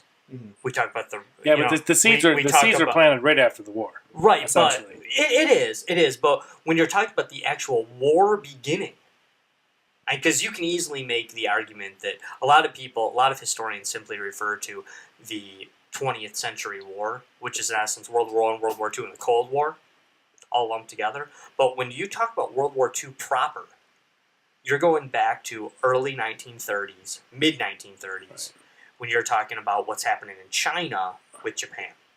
You're talking about, the rape of Shanghai. You're talking about the Japanese going in. Those people those soldiers, those victims, those whoever you're talking about, they didn't know they were in World War II. It wasn't being called World War II yet. Now, those Americans going over 1941, yeah, that was World War II. They knew it. They knew when they signed up that they were signed up for World War II. But when you talk about World War II, there's a whole lot of fighting going on, a whole lot of dying going on. That at that exact moment, those people weren't saying, well, it's World War II. And I believe that when historians, 75 years from now, are talking about World War III, they will be talking about this moment we're in right now.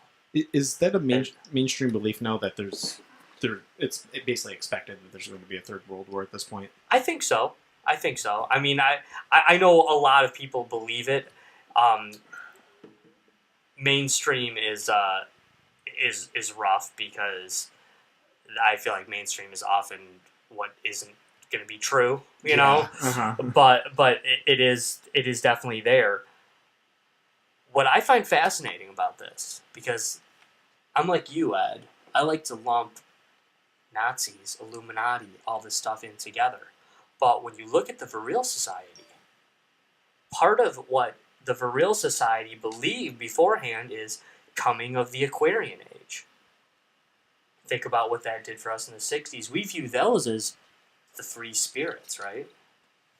We believe those to be the people fighting the system. Not those that were supporting the system, supporting the New World Order.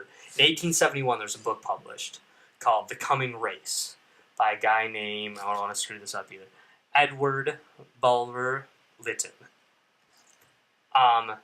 He is kind of one of the big precursors to the Vril Society, the coming of the Aquarian Age. Like I said, we're talking 1871 now. But Lytton is a Rosicrucian. Now, people remember back to our Secret Society podcast, back to our Illuminati. Rosicrucians were the Yes. they were the rivals. They're pretty violent people. And the Rosicrucians, though, are the sworn enemies of the Illuminati. And right now, when we talk about, there's a lot of the conspiracy theorists, a lot of the tinfoil hats are out there on the dark web right now as we speak, talking about how the uprise and the issues happening in the world right now are because the Illuminati is in the middle of a civil war right now. That's what many people believe. That's all over the dark web. So basically, that is, when you say that the secret societies, the NWO, the Illuminati is at war, you're basically talking about the Illuminati versus the Rosicrucians. They basically have their allies, they have their things, but this Vril Society that the Nazis are based on comes originally from a Rosicrucian idea. The Rosy Cross, this idea, and we know about the Georgia Guidestone. We mentioned that in the past. Off topic, I know, but if people aren't familiar with the Georgia Guidestone, you should look that up. And that is a potentially, it could always be disinformation, but that is a Rosicrucian idea. And that does kind of line up more with what the Nazis have to say. This idea that you want to limit the population to a manageable number. Yeah. That's a Rosicrucian idea, not necessarily an Illuminati idea. Sometimes we say Illuminati and we mean it as all the secret societies. But is the Illuminati the only one, or is there a war going on? A war we don't even understand or realize. Well, I don't know about you guys, but it definitely feels like there's a vacuum out there being filled with a bunch of nonsense, if you will. Right. The populism movement. Come on, we're well beyond that now. I think as a species, to be honest, and it's peculiar out there. So I could have the argument that there is something going on, that the people that used to, be behind the curtain, have they've been preoccupied. Right. And in the vacuum, here we have what we have. You know what I mean? And it's a circus. Let's face reality. It's unbelievable, the things that have been going on globally, not just here. And it is bizarre. And so I'll go along with that argument. I think that's legit. And when you look at it from, this is going outside the Nazi occultism, going outside the deeper issue, the mystical aspect of it all. But a lot of people say, you'll hear this comment a lot. You'll hear this comment made by historians. You'll hear this made in college classrooms that Adolf Hitler was a fascist. That the Nazis were fascists. Were the Nazis fascists? Well, not really. Not technically. Did they have fascist tendencies? Of course they did. Yeah, absolutely. But Hitler wasn't a fascist. Hitler was a Nazi. There is a difference. He aligned with fascists. Hirohito, Mussolini. Tojo from Japan, these guys are fascists. Mussolini, fascist. Franco in Spain, although he's kind of out of the loop and kind of ducks out before World War II and doesn't really have any... In fact, if you want to give like the example of the fascist that wasn't that bad, that, you know, Franco's always the guy they give, even though he was buddies with Hitler long before the 6 million Jews. He was buddies with Mussolini long before World War II. But those guys were traditional, ideological, philosophical fascists. True fascists. Well, Is Hitler a fascist? No, I mean, Hitler's a National Socialist. Honestly, that's what he is. He's a Nazi. Is genocide a end-all, be-all facet of fascism? No. It is actually not at all. Is disliking Jews a facet of fascism? No, it's not. It actually has nothing to do with fascism. Sadly, genocide's been a part of humanity from day one. Right. Just like I particularly, as my own, you know, ideology goes, I don't particularly like communists. But just because you're a communist doesn't mean you're Joseph Stalin. I don't like communists, but... Well, maybe you're a communist and you're a nice person, and that's fine. We'd go have a cup of coffee. But, you know, there's Adam. I mean, I love Adam. But just because you're a communist, Joseph Stalin didn't kill 8 million Russian peasants because he was a communist. Joseph Stalin killed 8 million Russian peasants because he was a psychopath and a murderer, and a tyrant and an autocrat.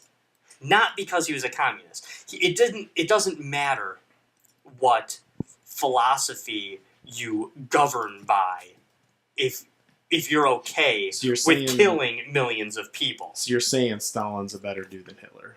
I do think Stalin is a better dude than Hitler. I think you can definitely make that argument. I mean, you can. I think if it's a hell of a lot. I mean, people will make it both ways, but it's a hell of a lot easier, in my opinion, to make the Stalin was a better person than Hitler was a better person. Just because he killed, I put them on the same level. They're both, you know, rotten hell. Well, no, they're absolutely, they're sharing a cell in hell as we speak, as far as I'm concerned. They're both terrible. But Hitler had more atrocities, of course. Hitler killed 6 million people based on an ideology. And his racist beliefs. You know, he did it based on race, based on... You could be a Jew saying, no, I'm cool with Nazism. Nope, still a Jew. Send him to the gas chamber. Yeah. Stalin killed his people to maintain his power. Is that better? I guess. Yeah, maybe. That's... You know, Stalin didn't care why you were there. If you pledged your allegiance to Stalin, he didn't care if you were black, white, or yellow. You got to live. So, does it make him a nicer guy? I guess. It's kind of like the old, not that I'm comparing Thomas Jefferson to any of these people, but it's kind of like this idea, because Thomas Jefferson was a great man, despite the fact that, yeah, I know, times were tough back then. But it's kind of like this thing where you say, hey, Thomas Jefferson had slaves, but all facts in history show you that Thomas Jefferson was really nice to his slaves. Thomas Jefferson's nice to some of his female slaves. Yes. And yes, Sally Hemings especially. You know, the historical record, when you look at things, show that Sally Hemings and Thomas Jefferson looks like they actually legitimately loved each other. Mm-hmm. I mean, Thomas Jefferson's known to, open the White House door in a robe, not bathed, no, nothing. He was a very free-thinking type person. When Thomas Jefferson came back from Europe and started coming down to his own property, his slaves hadn't seen him forever, his slaves ran to him, and they picked him up, took him off his horse, and carried him couple acres back to his thing because they were so happy to see him. Now, does the fact that Thomas Jefferson was a nice slave owner make the institution of slavery any less evil? No, absolutely not. Does not matter. The institution of slavery is inherently evil at the onset and at its closure. But does that make him a better person than the slave owner that just whipped his slaves because he thought it was kind of funny? I think Yes, he's it does. He's a better human being. Yeah, I mean, it makes him a better person. I mean, he obviously didn't have the gonads to make a change. You're right, Because he knew it was well above and beyond him, and he wasn't willing to take that risk. And Thomas Jefferson is, I mean, one of his famous quotes is, "Slavery is like holding a bull by its horn. It's dangerous, it's mean, but you do not dare let go." I mean, that's... Well, I mean, few people forget that, slavery was on... That was the whole point of all the way up to the Civil War. Right. Talked about from the time of George Washington onwards. Right, and a whole bunch of non-slave And there was a owners. lot of highly intelligent people that just couldn't get past it. Right. Mostly from the southern states, obviously. And, so think about that mindset and that deep conviction in something. That's kind of how these people that believed in the Nazi Party felt too. Right. You know what I mean? So you couldn't say anything bad about it. Right. Because that's all they had. Right. So they didn't want to give up with the only thing that made them happy and provided a little solace in their shitty lives. They needed it. Right. And and then so they went along with it because you know what? Everyone else is doing it. So your analogy to Thomas Jefferson here is pretty relevant because it just shows you that at the time the average German person, they were very good people. Who's to say that they weren't? And please remember too that. But they were going along for the ride because they didn't have enough courage, and I can't knock them for that to stand out. Some did, and guess what? They're dead. Right. And please remember too, it is important to note that the U.S. technically did not fight Germany in World War II. The Allies, U.S., Britain, France, Russia, all our other allies, because there's allies from all over the world. Peru, actually. Let's mention Peru, since we had a caller in from Peru. Actually, helped in the Allied cause. They technically were not fighting Germany; they were fighting Nazi Germany. There is technically America's interest. Let's not dilute it. It was also to get back at the Japanese. That was a big part. Sure, yeah, absolutely. But they wanted to end the evil that they thought of the world. And how would you like to be FDR and Truman back in the day and have that decision? Right. Well, I mean, if and those of us who, sounds like we got some international listeners tonight. That's awesome. But for those of you, especially who know your American history, what was the first act the U.S. did after being bombed by Japan in Pearl Harbor? Our first act after being bombed by Japan in Pearl Harbor was to declare war on Germany. we declared war on Japan eventually too. Soon after, but our first act was Japan bombs us and we say, that's it, we're declaring war on Germany. Right. That's a different idea. That's kind of strange, but it shows that we were there. We were in the fight. We were trying to stay out of the fight, but sometimes you just can't. Well, there was, I see what you're saying about Germany and Nazi Germany. Obviously, there was two different Frances then at the time. There was the Bavarian France. Yep. Well, there was it was technically three. It was Vichy France or Vichy France. Vichy France is actually, and that's something that maybe in French history classes in their colleges they trash themselves the way Americans do in our colleges, but lest we forget, Vichy France pretty much signed up with Nazi Germany, the minute,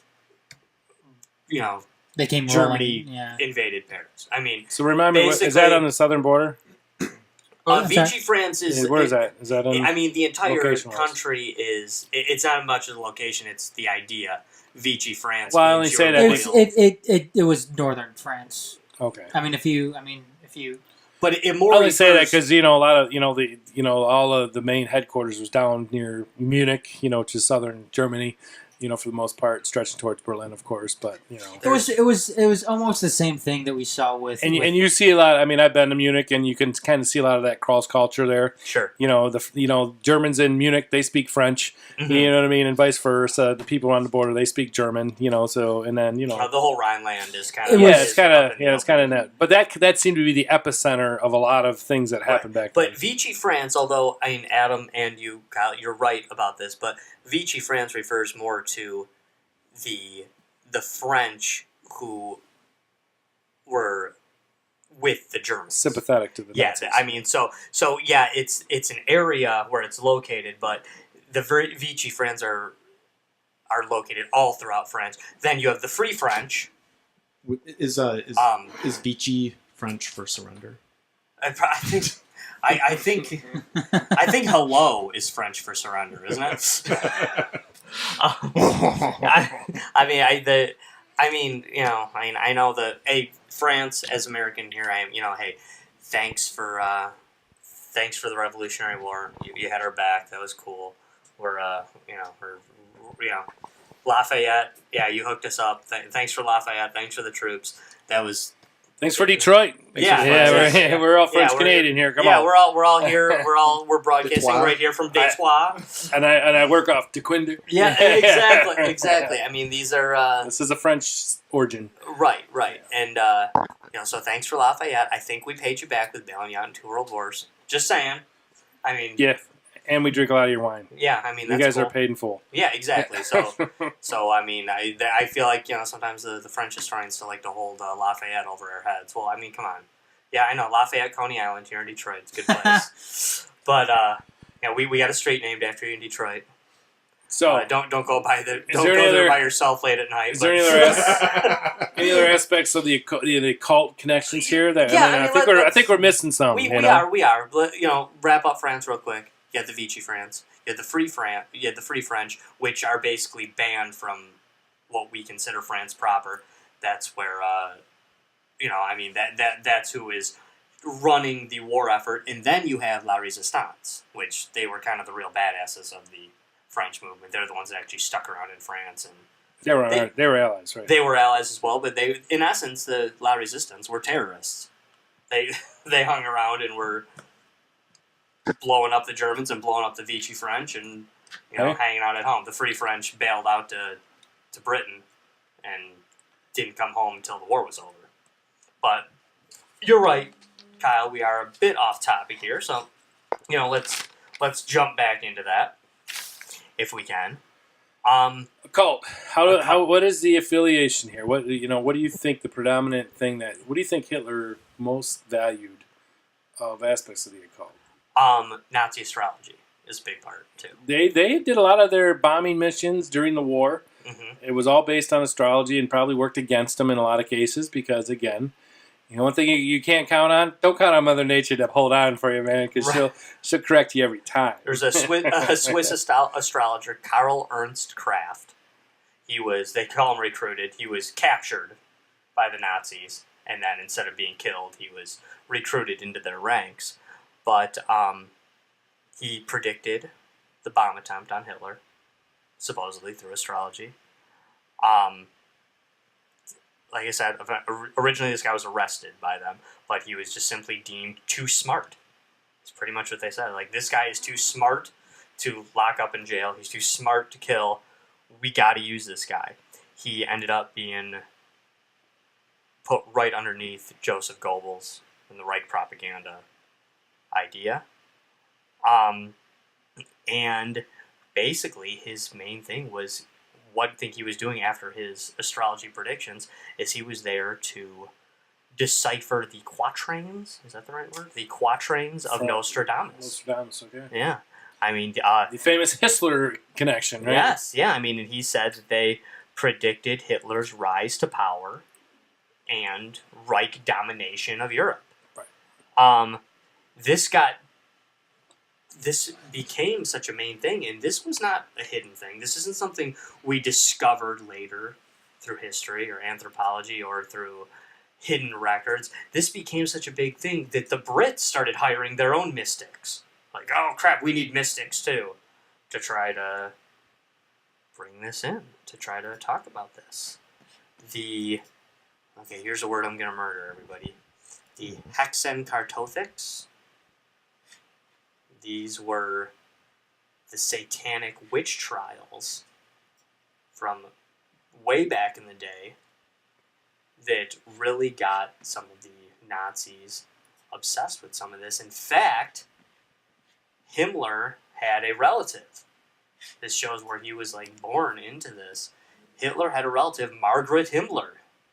Himmler, they kind of say it back then, I guess there's a change somewhere. But Himmler had I guess it had been like an aunt or a great-great-grandmother who was burned at the stake in 1629. And he grew up hearing these tales about his occult ancestry he brought into this.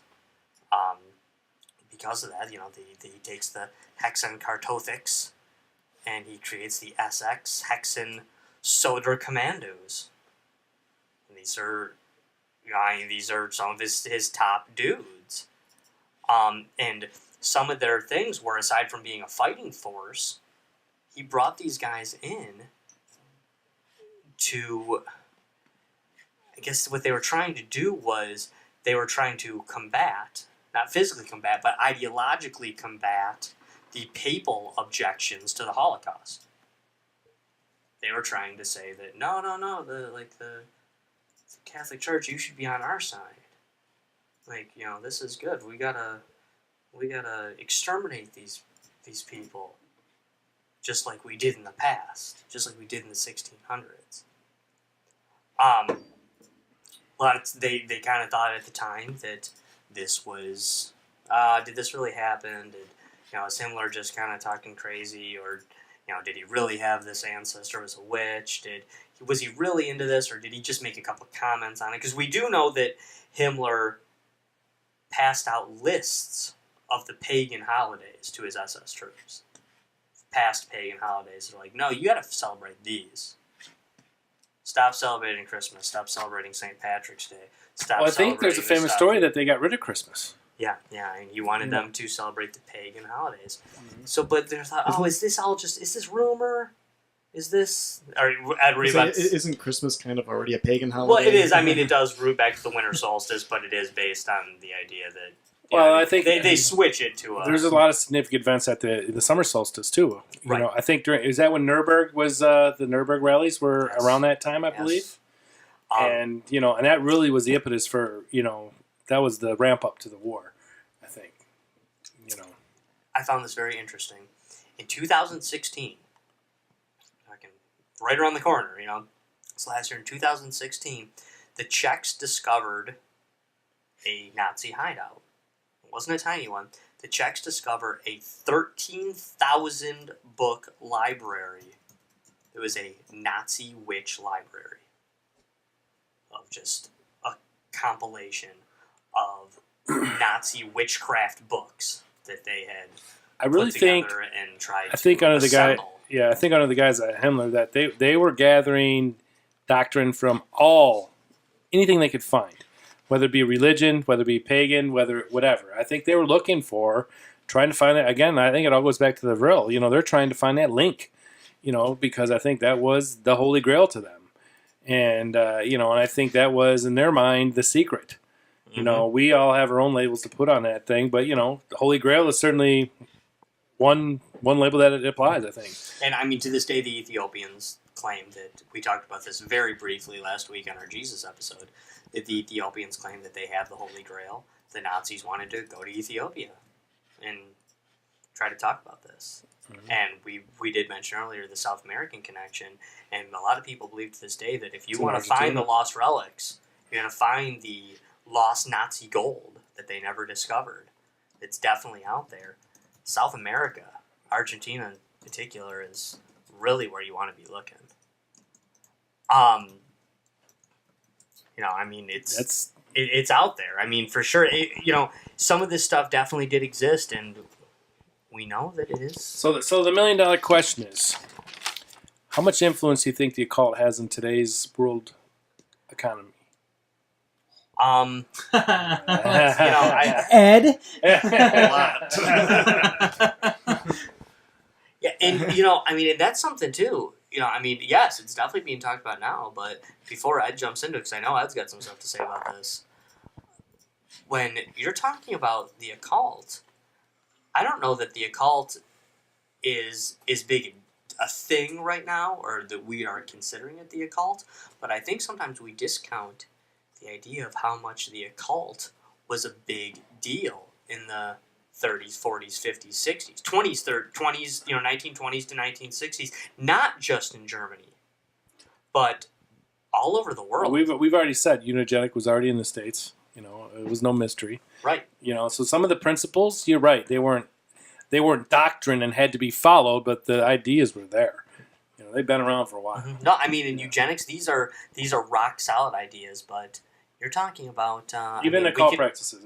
We could get into Aleister Crowley a little bit here too, but I mean, Ed, we'll give Ed a chance to answer that question.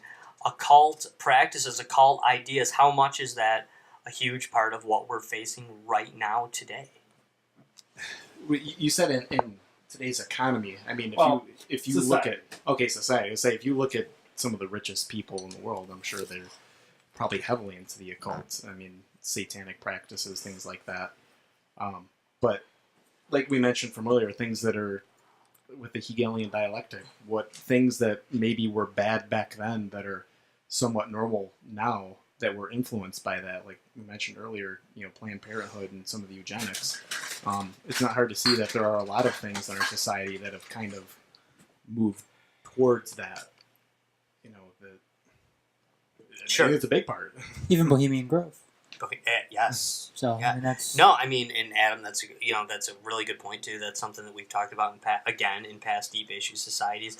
This idea of the occult, the Skull and Bones Society, the Bohemian Grove, the you don't believe in the Illuminati, you don't believe in all this stuff. Okay, fine, but you see these occult things. You watch the Grammys, watch the Oscars, and then the next day there's 1,700 YouTube videos telling you about how that was an occult thing, and you look at it and you think, I don't know, they full of crap. Scientology, it's a big one too. Well, you look there's at a lot of practicing Satanists. I mean, so where do you put that definition at? I mean, if there's symbolism there, we have the Oscar, huge symbolism, as an achievement thing, and and you're right, it's definitely an idol to be worshipped. An idol to be worshipped, and we put these people on a platform, right? Because when they win an award, they are revered, and which is a good thing. But again, if you break it all down to we're worshiping this individual or individuals for what?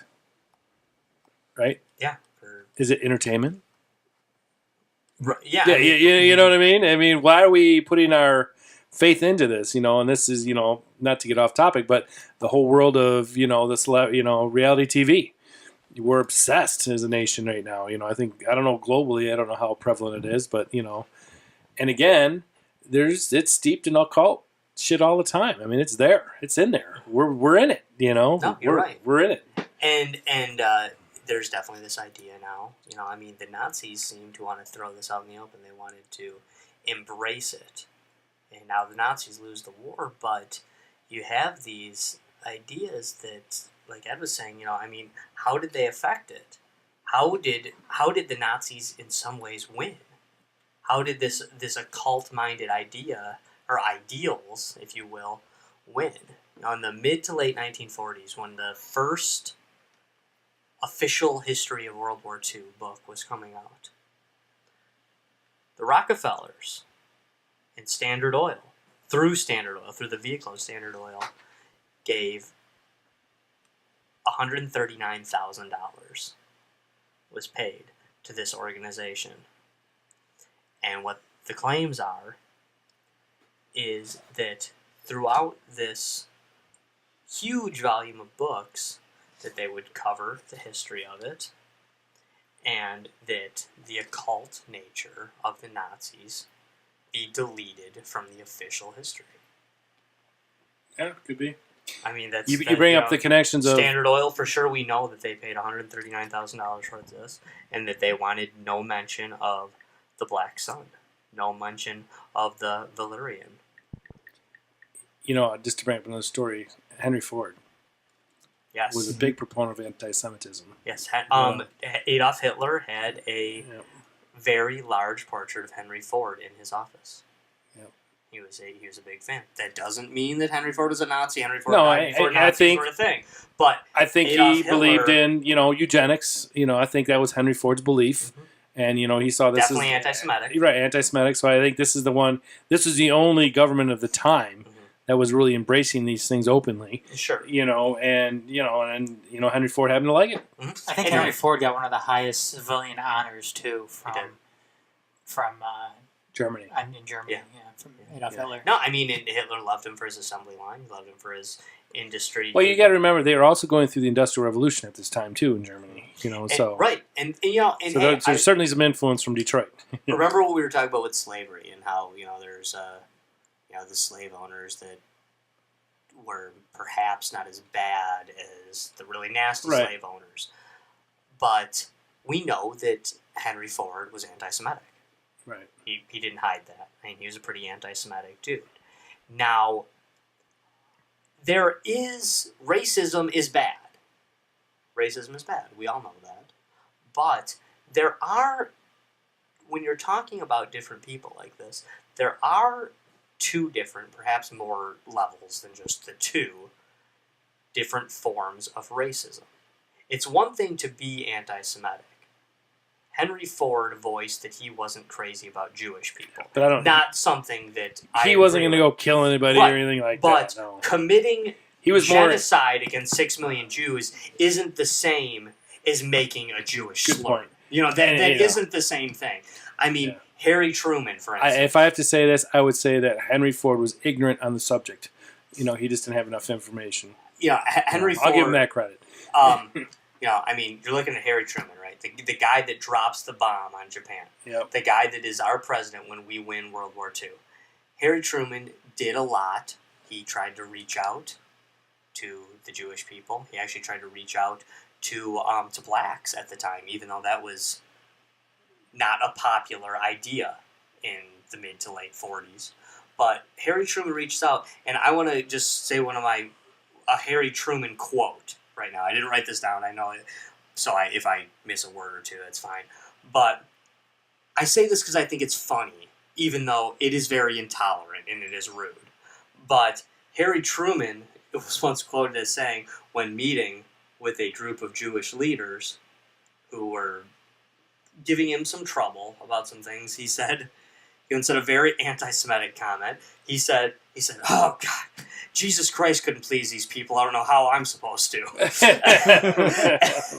I mean, kind of a funny comment. Not tolerant. Not I mean, you want to beat him up for that? Beat him up for it. But because he made this kind of funny, snide, off-the-cuff comment in the 1940s, are we supposed to say, well, racism's racism, anti-Semitism's anti-Semitism? No, he's right on par with Hitler.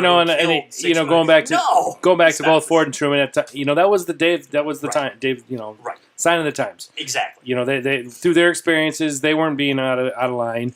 And again, had they killed people for it, then we're talking a different story. Right. But, and as we mentioned last week, so they were sympathetic to the idea of it, which again, based on the information they had and the life they led, so be it. That was, does it make them great people? Yeah, not. It's a knock on who they are. Sure. But at the same time, the sign of the times is very important. Last week, talking about the Jesus the Jesus episode, Adam, remember you read some stuff from the Gospel of Thomas. Mm-hmm. The one cut out. The Gospel of Thomas. Talking the about doubting Thomas. Yeah, cut out from the Bible. Right. These things cut out from the Bible, and you mention these things about. You read some of them in some of Jesus' words. Absolutely. These are supposed to be Jesus' words. Sound very misogynistic to us. But when you look at them through the context, you actually see that they're actually the opposite of that. And I use the analogy that you can take things that Abraham Lincoln said and say, wow, listen to this quote from Abraham Lincoln. See, Lincoln was a racist.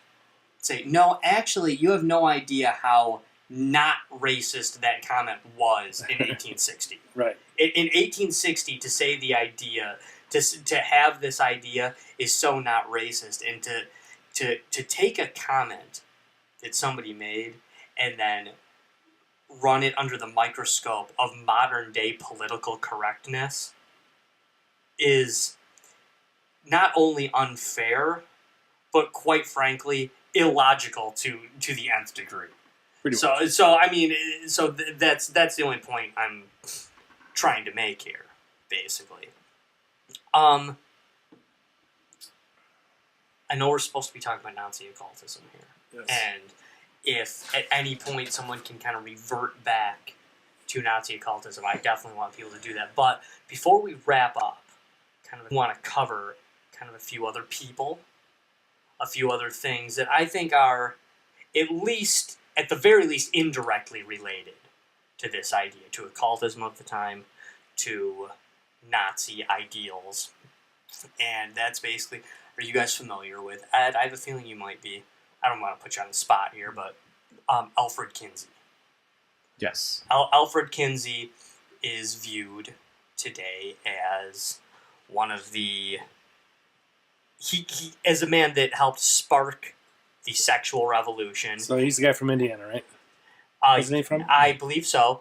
And he is also considered, in essence, the father of what we consider sexual education.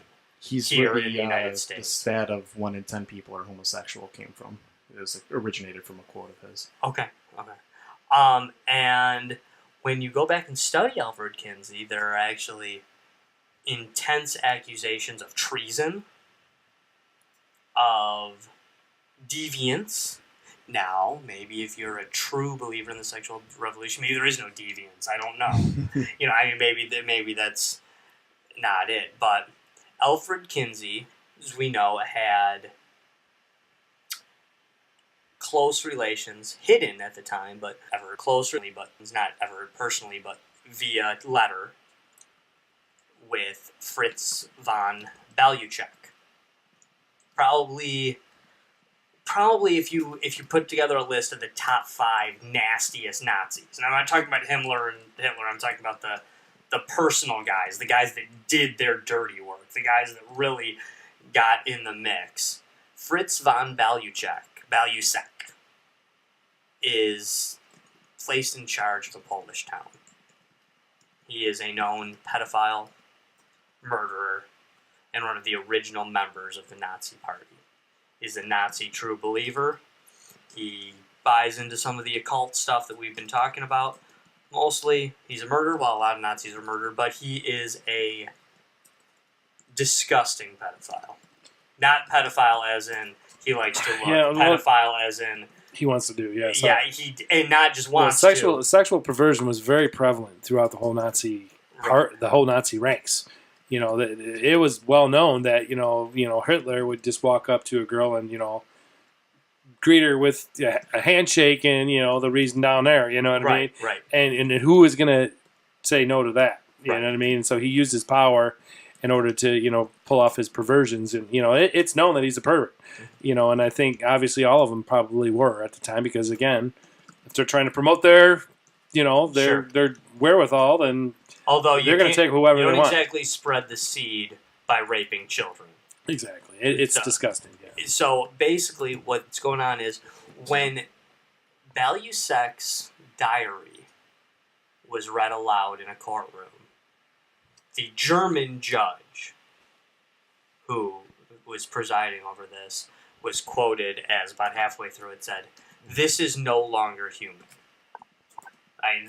The stuff that this guy is reporting that he did, is bragging about, and is enjoying, is disgusting. Absolutely disgusting thing done to children. He basically, his main thing was he told the kids either he'd bring kids in and he would say, it's either the smokestacks or it's me. In essence saying, I'm either going to shove you in the smokestacks and kill you, or I get to do whatever I want to. The worst part of all that is, if there could be a worst part of it is, most of those kids got sent to the smokestacks anyway. So it didn't really even matter at the end of the day. Right. A lot of the record is showing that these diaries existed simply as communication so he could send them back to Alfred Kinsey. Him and Alfred Kinsey are communicating regularly. Kinsey is very interested in this for his I don't book. think we did a disclaimer on Kinsey. Sorry. No, we did not.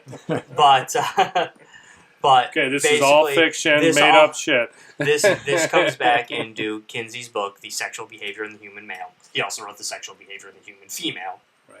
But this goes back to that, and basically they're saying that not only did Kinsey not turn in Balusec, not only did he not report on what he was doing, that Balusec was actually trying out new things, and in essence, at least according to what he said under oath to the German judge, that he was actually trying new things in order to impress Kinsey. That he was going above and beyond even his normal, his normal, abnormal, sexual perversions. Kinsey refused to ever hand over letters that, How did these become public then? From Hernandez. Balusec's became public. Oh, okay. Kinsey's did not. Right. So he's a sick guy. Who's the next sicko?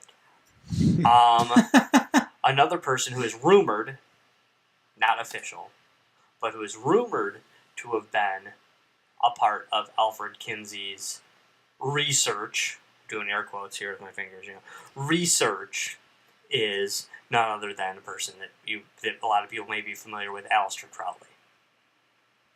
Aleister Crowley referred to himself, he actually said that he was the Beast 666. He was one of the original occultist, Satanist. Invented a satanic religion. Right, correct. Call it the very famous, "Do what thou wilt will be the whole of the law," is the famous Aleister Crowley quote.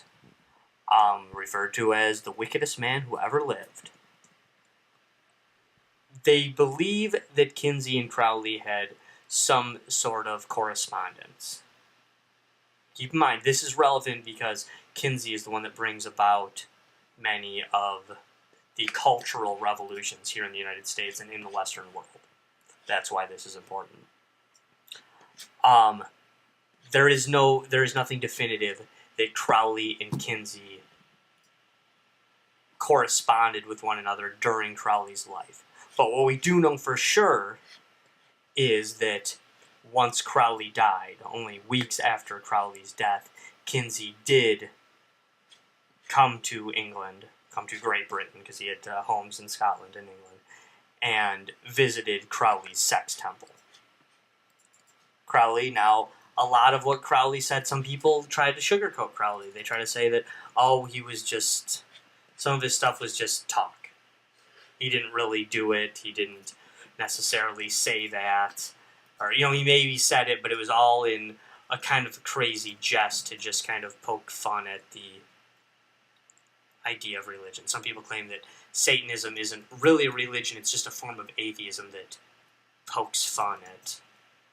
But, I find that reference to be illegitimate simply because if one person within the organization doesn't believe that, then it's not true.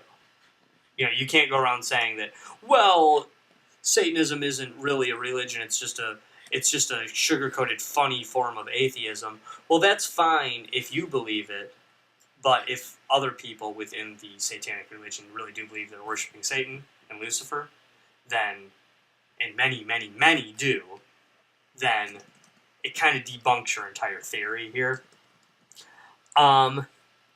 Crowley is known to say that in order to achieve the sexual demonic magic that a true occultist needs to achieve, the best way to do this is to have sex with a virgin and kill her upon climax.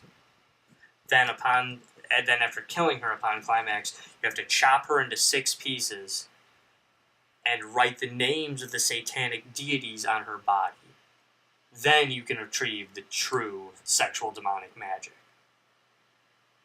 So it's a reverse Black Widow. Sure. So, I guess.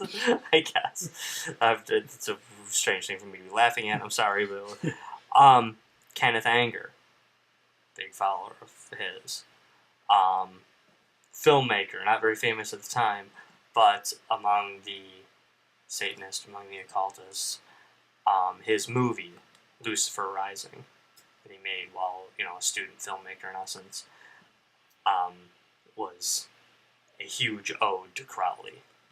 This film, shows Bobby Bosley, who was his boyfriend and fellow Satanist. There's the famous scene. If you Google Lucifer Rising, you're going to see the scene with Bobby Bosley standing on the stairway, kind of an ode to the home of Aleister Crowley, and you'll see thou wilt do what thou wilt, written in red paint or blood, fake blood on the wall behind him. Bobby Bosley goes on, that name may sound familiar to you. He's the first Manson killer. He's the first person to kill for Charles Manson. So, point taken, the occult's in our society. Right. I mean, they've this is all part of glorifying the Crowley teachings. There is a strange conspiracy theory out there, not one that I necessarily get into, but Crowley he's a Brit. He is brought in British intelligence at some point, and there's actually even some people that believe that Aleister Crowley and Adolf Hitler are the same person. Or that Crowley was one of his doppelgangers. Right. That he was, because Hitler did have several, what's the word I'm looking for? Doppelganger. Yeah, doppelganger, I guess. But yes, he had several of those, and then Crowley became one of them. Crowley is known to have died in 1947. He was born into a rich family, which is why he could become all this thing and live his life as a strange Satanist, getting gonorrhea at age 17 and all these strange things. The dream. And he goes on to, he actually joins a really radical club here. I'll put it in the what was it called? After he wrote a couple poetry books, he joins the Hermetic Order of the Golden Dawn, a secret society in England, and is actually kicked out for being You said Golden Dawn? Golden Dawn. Oh. Dawn, not dong. Oh. Dawn. I thought it was dong, too. D-A-W-N. He's actually kicked out by some of the elders for being so sexually deviant and for his homosexual behavior, even though they were... Are you sure it wasn't Dong? Many of them were gay as well, but they thought his deviant homosexuality was so blatant that even they didn't want him around, at the time. So, does Aleister Crowley play in directly to Nazi occultism? I know that I did a lot. I said a lot. He might have been inspired by it, but I don't think he influenced the Nazis by any chance. No. Crowley does die at 1947, penniless, a heroin addict, and alone. Despite, I believe he was married one point, despite having all these crazy things. And he actually later, there was a man who claimed to be his illegitimate son, who shared his name, and they did all this stuff and went on to teach Crowley's philosophy for years to come. Crowley believed he had a guardian angel named Awas who watched over him, which is strange. But I guess which to me shows that he's not an atheist. He was a believer that there was a God and there was a Satan. He just worshipped the other side. So I feel like that in and of itself shows that this wasn't a silly thing that he was claiming to, I'm just an atheist having fun with all this stuff. He believed this. He claimed to have, had a vision from Awas, his guardian angel. All right, let's wrap it up. Okay, yeah, no, and you're right. Jimmy Page owns Aleister Crowley's home in Scotland, by the way. I think regardless of whether he influenced Nazi occultism, it's very apparent he basically popularized some occultism to an extent just in the music industry. Right. No, you're absolutely right. Absolutely right. So, I mean, there's a lot to this stuff. Let's go around. Before we go to Pumpkin, to pick our next deep issues topic, let's go around. So do you believe it? Let's go around the room. Ed, were the Nazis influenced by the occult? I think. And from a scale of 1 to 10, how much? Let's go with an 8. I would say fairly heavily. Obviously, kind of shared my view. I think that they kind of thought they were maybe dealing with a higher power, or they were getting some from that, and that they were basically serving a higher god, maybe Satan. One more thing I want to throw in real quick too, that Himmler believed and that many other Nazis believed, is that the idea that if it, maybe is it crazy to think that we're descended from the Atlanteans or something like this? But what Himmler believed and that many others believed is that supposedly, that he believed was that if that wasn't true, that we could actually change history through these occult powers, through mysticism. We could change history, that if that's not true, we'll make it true by actually changing the past. Kyle, what do you think? Because we're running extremely low on time. Yeah. So I bottom line is, did it influence? Absolutely. But I also, in the back of my mind, I can't even rationalize it truthfully, but I think it served its purpose in our evolution. Good, as horrible as it was, we became a better society because of it. In a weird kind of complex way. I can't describe it. But, from a technological standpoint, we evolved. Mm-hmm. As a species, we became more empathetic to our neighbors, because we watched this horrible atrocity, and, you got to know people, and you cared about people. So, in a weird way, I think they were influenced, but I think, was it influenced by something else? In other words, was it destined to happen? Adam, what do you think? I agree with Ed. I think that it was probably about an 8. I think it led to their uprising, and I think it led to their downfall. We agreed on something? Yeah, we did. That might be a deep issue first. Kyle, real quick, 1 to 10. Just give us the 1 to 10. Oh, I agree too. I was thinking 8 the whole time in my head. I'm gonna, before I even say anything, I'll rock with 8, just because I feel like it's a good number that we can actually agree on. Not that we set out to agree. We usually disagree at this point in the show, but I'm gonna rock with 8 as well. He was holding up 8 fingers the entire time. Yeah, I was. But. It's all planned, everybody. It's all like the Illuminati. Yeah, exactly. We're the podcast Illuminati. I believe that the Nazis were, to put it plainly, a whole bunch of evil, and I don't think they were just evil in the way the history books report it. I think they were evil in a way that we do not even understand, and I really do think the occult and Satanism and Lucifer had a lot to do with it. Evil forces at work, not just mean, bad, crazy dudes. I think there is a mystical evil force at work, and that occultism definitely played a part in it. But Adam, what's up? Let's go. Let's take it to you. Let's rock. How we're gonna pick? We consulted Pumpkin. It's already been done. Kyle and Ed both picked out of Pumpkin, and Pumpkin is spoken. They each picked one. I didn't look at any of them. I put one back in, though. So the last Tuesday of the month, because this is a 5 Tuesday month here. So the next deep issues will be Men in Black. Ooh, that'll be fun. Men in Black. That is a good one. Yes. Yeah, we're gonna watch the Men in Black movie. Yeah, that's it, man. We're just gonna talk Will Smith, Tommy Lee Jones. The first one, right? Yeah. That's a lot better. There's no second one.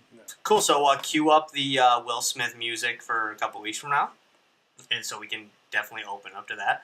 But cool, that will be a fun one. Men in Black. I felt like when we have done alien shows in the past, there's so much left unsaid. So Men in Black will be a great one. Thank you all for tuning in to this show. Thanks, Ed Zaharsky. Thanks, Kyle Puska. Thanks, Adam Hernandez, for joining in on this particular cast. And we will see you not only at the end of the month. What day is that, Adam? The last Tuesday of the month? Or Ed, can you throw it out? I think it's the 30th. That is the 30th. May 30th will be our next Deep Issues cast, but join us next week, same time, same channel, right here on theempiremedia.com. We'll be back to our regular show. We will be talking about wrestling next week, actually, with our special guest, Joe Levine from Breaking Down the Ring. Thanks, everybody, for tuning in. Really appreciate it. Hope you enjoyed this show.